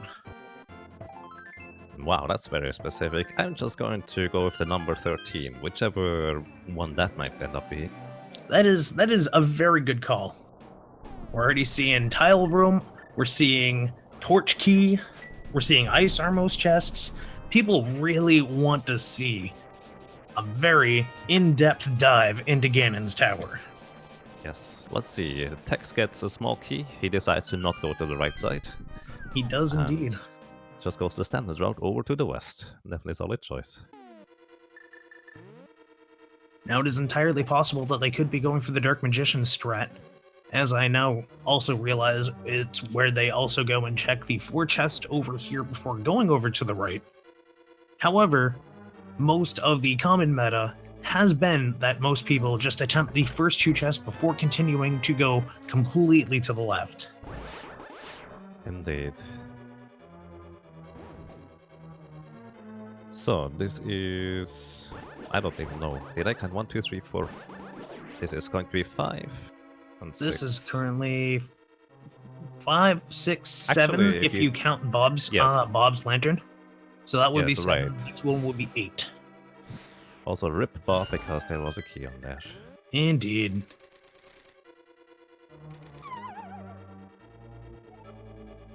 ThreeDucks in the meantime makes his way through Puddle Rock. Oh, Ooh, it was actually number 8.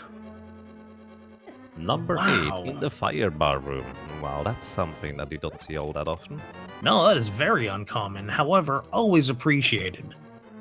If you guessed number 8, congratulations. You get bragging rights. That's what we're giving out today. Bragging rights. Sure.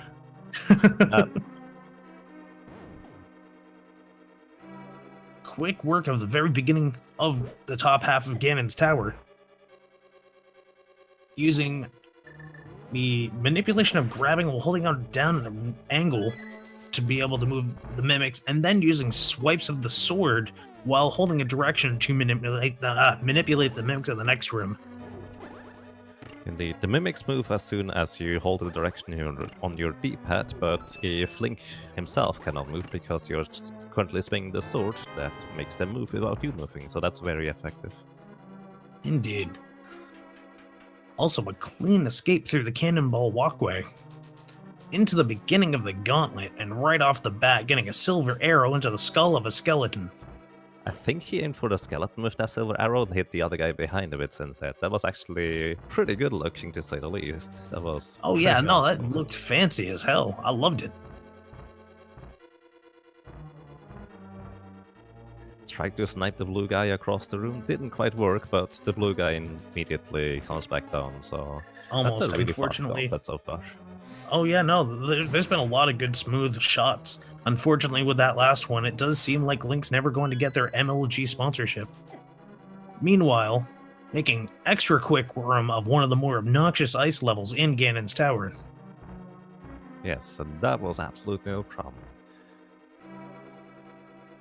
He does have still plenty of potions left, so that will be probably no problem for him. But he needs to be a little bit careful about his health at this point. Right you are. It's also really fascinating how annoying that little flame shooter at the bottom left is in that Landmola's room. It's just kind of... He seems to shoot exactly when you just want to do something else. It's one of those little gems that Nintendo added in that you never would have accounted for, and you still don't, and it reminds you every time. Yes, indeed. King of Samaria strats in those rooms actually really like the King of Samaria as a weapon, and being able to just effectively use it to take care of those wizards like EODTex just did, really clean. That was nice and really clean awesome. indeed.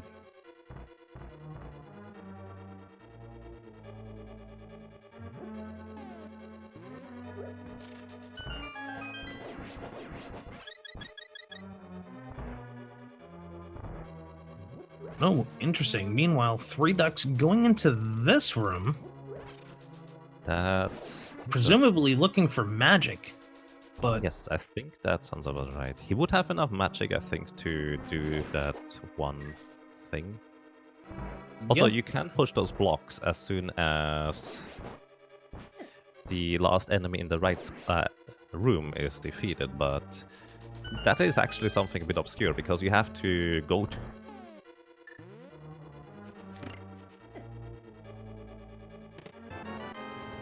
That is a good point. However, we also know beyond that room is simply just money. Yeah. It would make no real sense to be able to tackle it that way. I do think he is really looking just for magic. Oh, he also gets the flute right there. What are you going to do now? Oh, I think he's going back to the other room trying to get magic. I'm not sure whether any of those potion pots contain any magic. No, in the the only one that does is actually the bottom left, just to clue you in. But it's also a small jar. It's not a large jar at all, so you're barely getting any shots. Well, I mean, it should be enough in order to fill up just enough for the King of Samaria, so it should be fine. That's true. It looks like ThreeDucks is not quite aware of that bottom left jar, because that's the only one he has not turned up yet. Ooh, don't get killed. Oh, no, it looks like that one was an intentional death warp. Oh, wow. Nice triple shot on Aga 2. Oh, and a second one. Wow, that is clean. EODTex just making quick work of Aga 2 like nobody's business. That was very fast. Absolutely. I actually just refreshed my stream and missed it. Oh, okay. I managed to refresh it just in time. Wow. He destroyed that guy. Well, and now he's up to Ganon. Don't get hugged by Ganon, and you should be fine. And here we have the defining moment. By starting your day with a delicious breakfast made for your incredible insides, a nice Weetabix reference over to Christos Owens. Put in there, I assume, by one of the developers.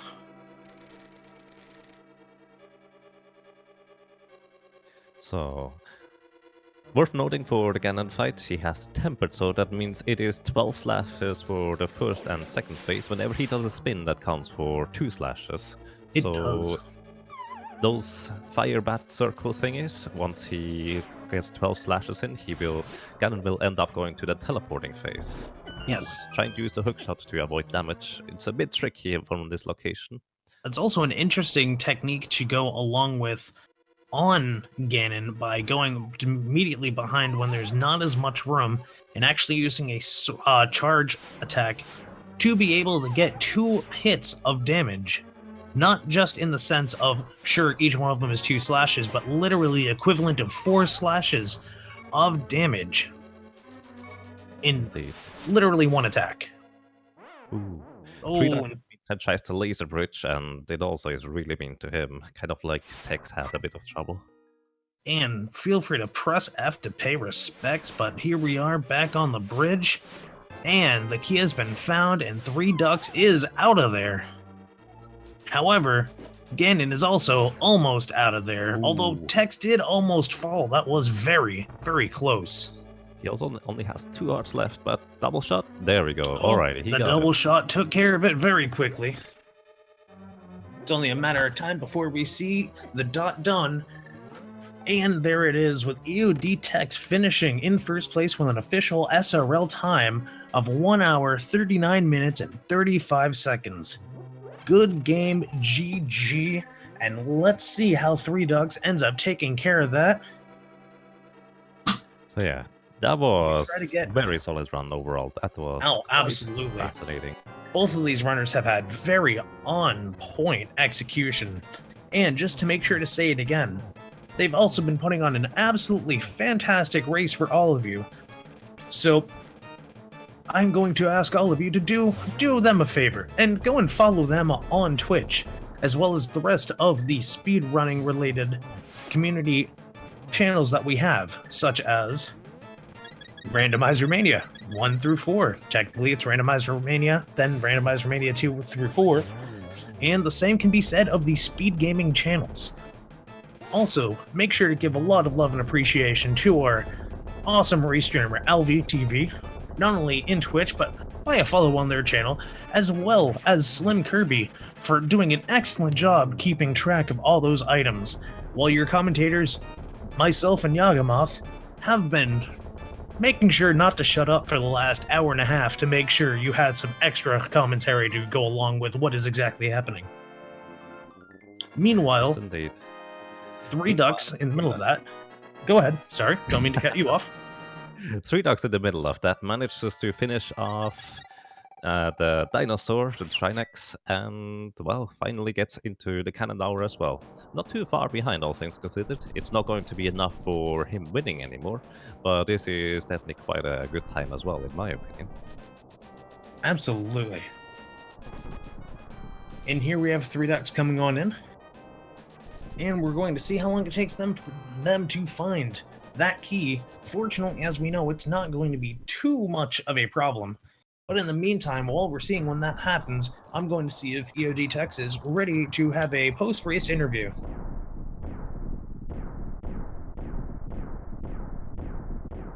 It's actually going to be interesting whether ThreeDucks will decide to go right-hand side first. That is a good question. And it was a set of valuable keys that made it a lot easier later. And it looks like we have that question already taken care of.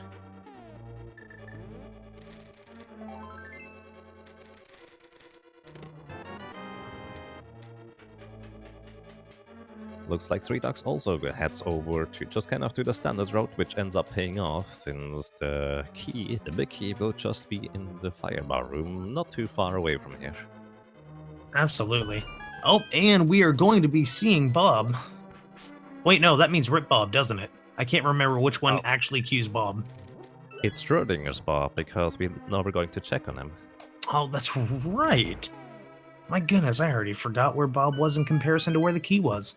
I am so used to the vanilla route for some strange reason.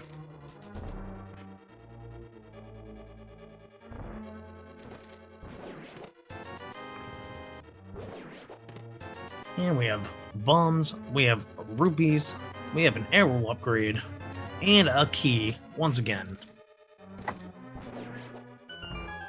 It also looks like finally I get to see the stun item. The stun item from, well, stunning an enemy before killing them is just a single bomb, which would have been very useful early on, but I think they got the hookshot and boomerang pretty late into that thing. It does appear so.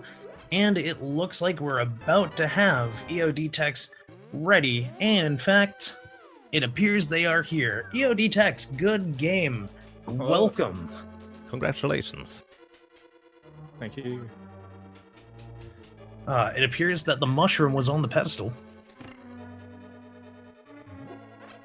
Anyhow, let's talk about that race. What a fantastic set of execution by both you and ThreeDucks. Indeed. So you ended up actually making, in a lot of cases, just kind of straight up the right place. Also going into that dark room sewers, when it was still dark is actually pretty interesting to go, and that ended up being the Quake medallion that Yeah. ThreeDucks was kind of looking for the entire time but couldn't find it. I did that once without like any way to tell direction, and I just got lost. And then I did it another time right after that with a sword, and I just knew how to do it after that. So It's always awesome to hear. The sword is always a very great indicator when you're trying to figure your way around that. yeah, I Because- didn't have one that time, but didn't need it there. Yeah. Because it's not intuitively hard, because it's just knowing the shape of the hallways and going with it, Yep. and not getting bodied by the enemies. However, when you're not used to it, it's literally you're just taking wild guesses the entire way through. Exactly. So yeah, how did you feel overall in the race? Were you just kind of confident that you were ahead, or did you think you made Oh. some mistakes? Yeah, I thought I was ahead, but my execution could have been better at some certain points. But overall, it was pretty good.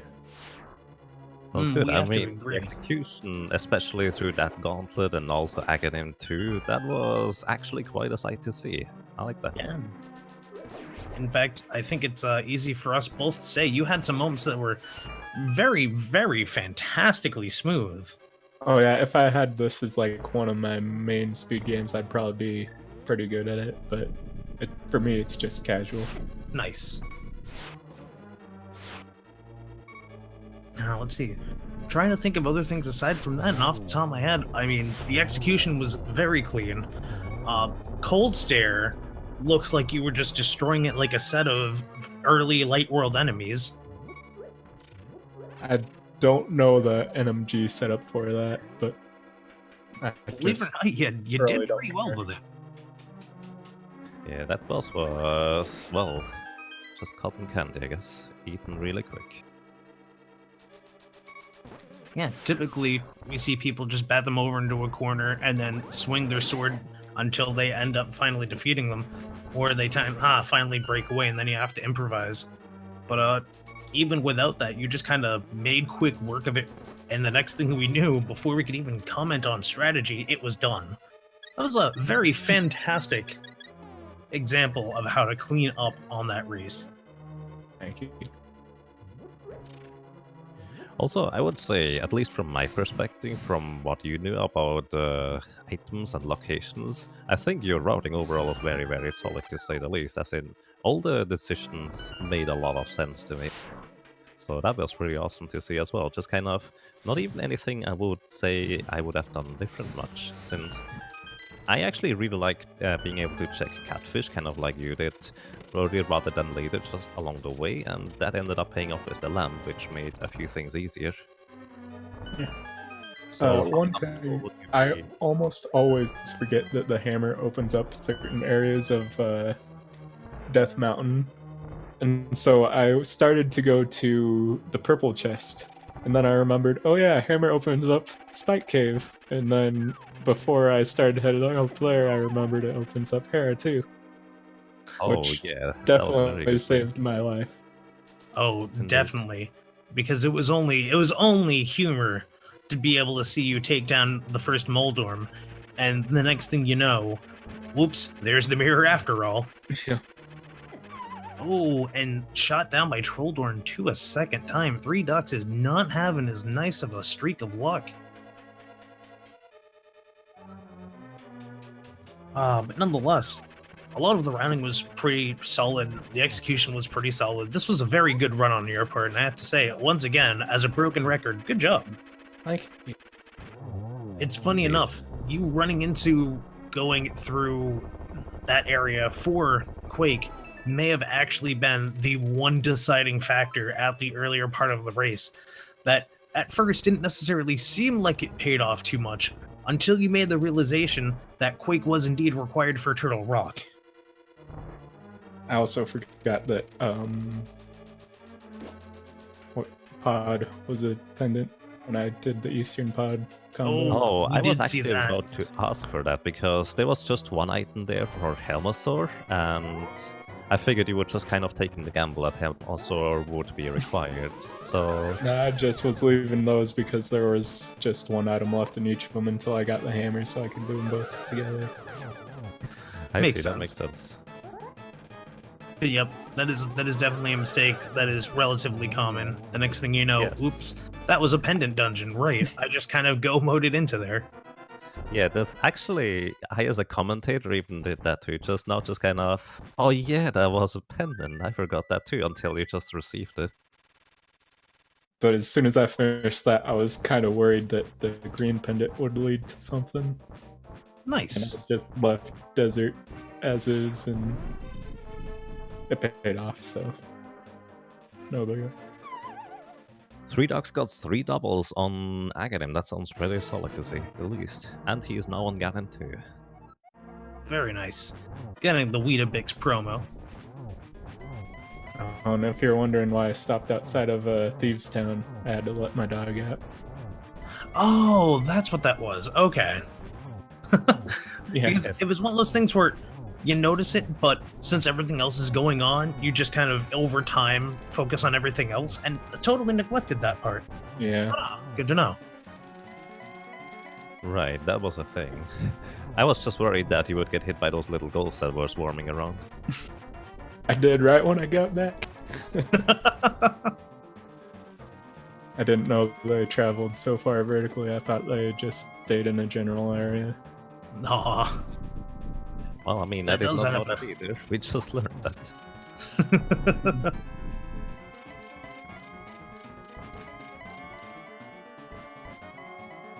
Fortunately, they are already almost through with the third phase, getting some pretty gnarly RNG from a world-traveling Ganon. Yeah, that was a little annoying. Yeah, it's not as nearly as bad as, say, Andy's example of, what was it, 32? 37. 30, thank you, 37, the true around-the-world experience. But, still, nonetheless, the moment you see him just traveling, keep going, you gotta wonder when is going to be the time, and if you could actually take the risk of skipping that one at the risk of dealing with that circular fire bat pattern.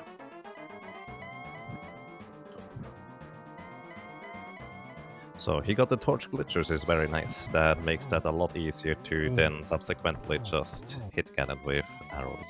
Almost got a triple there, that's true. Oh, and that would have been a very nice triple, too. Oh, and it Fortunately, looks like still at least that's getting it. that last hit on there, proving that Ganon has gone down, and we are getting a completed official SRL time for ThreeDucks at a total of 1 hour, 52 minutes, and 7 seconds. I almost said 07. 7 seconds. Which apparently is, according to everything, beat their personal best by 2 minutes and 2 minutes 50 seconds. Congratulations over to ThreeDucks when they hear this on the VOD.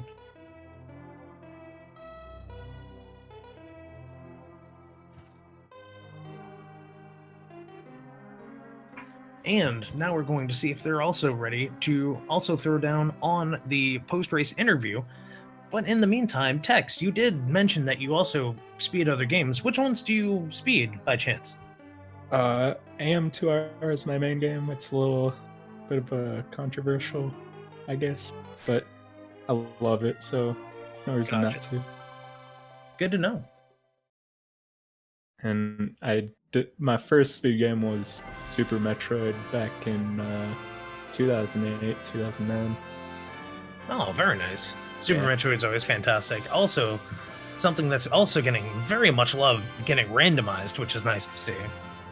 And Oh, yeah, we've I returned. started sorry. on No, don't randomized. mean to cut you off. I was only going to comment on the return of this very fantastic version of the end music, but go ahead. I got started on the randomizers before I started speedrunning it, but they were a lot different back then. No, yeah, no, It I wasn't imagine. 2 separate pools. It was just totally random, and I don't know how the logic was. Ooh. It's been too long to remember. And honestly, since Super Metroid seemed a lot more complicated to me, just on the basis of it's a Metroidvania, I can only imagine how much more intense that randomizer can get. But yeah. nonetheless, it also explains plenty as to why you were so used to being able to get such a very clean and well-executed time.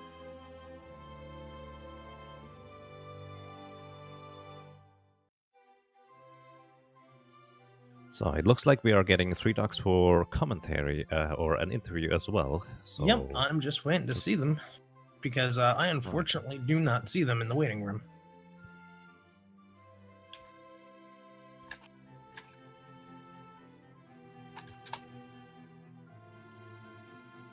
Pardon the ASMR key typing that I just accidentally had occur, but nonetheless. Just waiting to... There's ThreeDucks. Oh!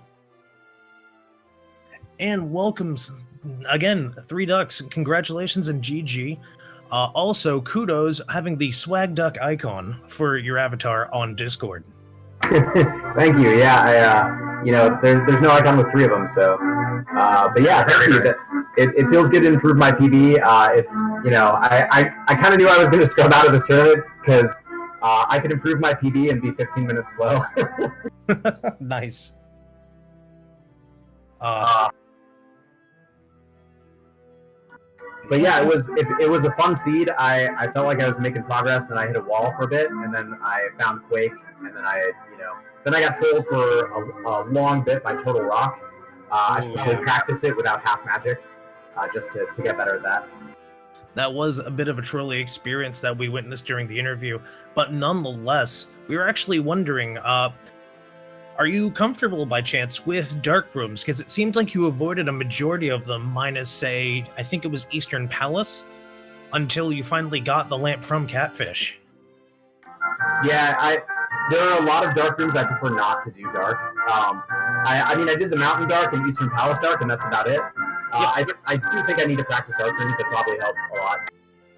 I mean, it probably will. I mean, same for me as anyone else realistically could also say. It can help a lot of people that are not necessarily comfortable with them. But I mean, it's just taking the time to practice them and all. You still had a very overall clean race throughout all of that. And I think waiting to find Turtle Rock may have been the main factor there. But nonetheless, you did also a lot of very, very clean work through most of those bosses. Ice Palace was just a joke in the sense that you were literally just going through there. The next thing you know, oh look, I'm already done with it.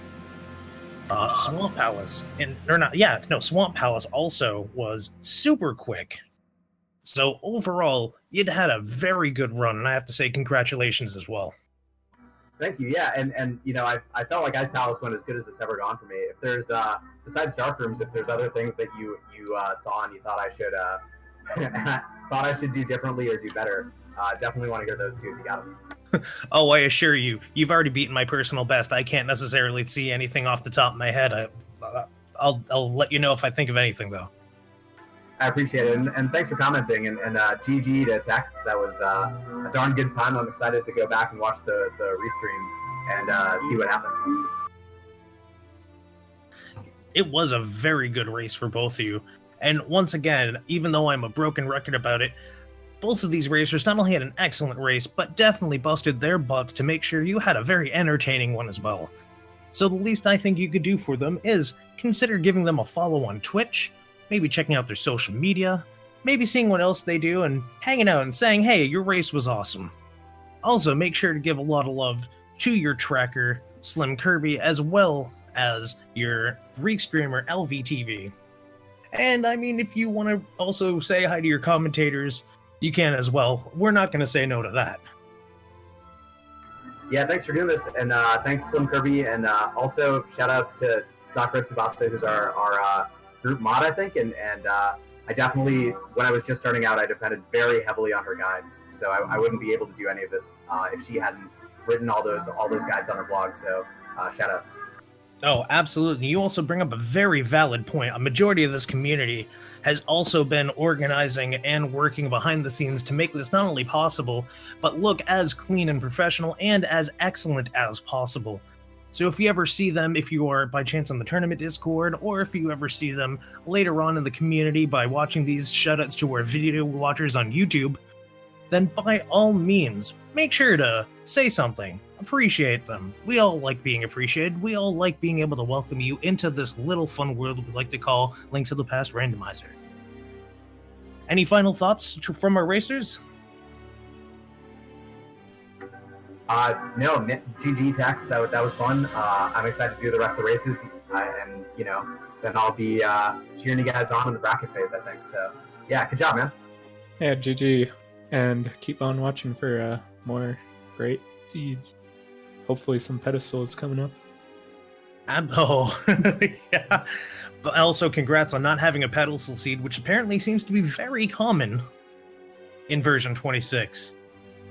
But in the meantime, it looks like 1013 has rolled around, which means we have at least another race going on, if not on Randomizer Mania 3, then likely on something like Speed Gaming. So we will make sure to pop over there, and we want to thank you all for hanging out. Until the next race, hi, I'm Glentai. And I'm Jagamoth. Thank you for watching, thank you for listening, thank you for being around, and enjoy the show that is going on and on and on for both tournaments. Absolutely, and we'll see you later.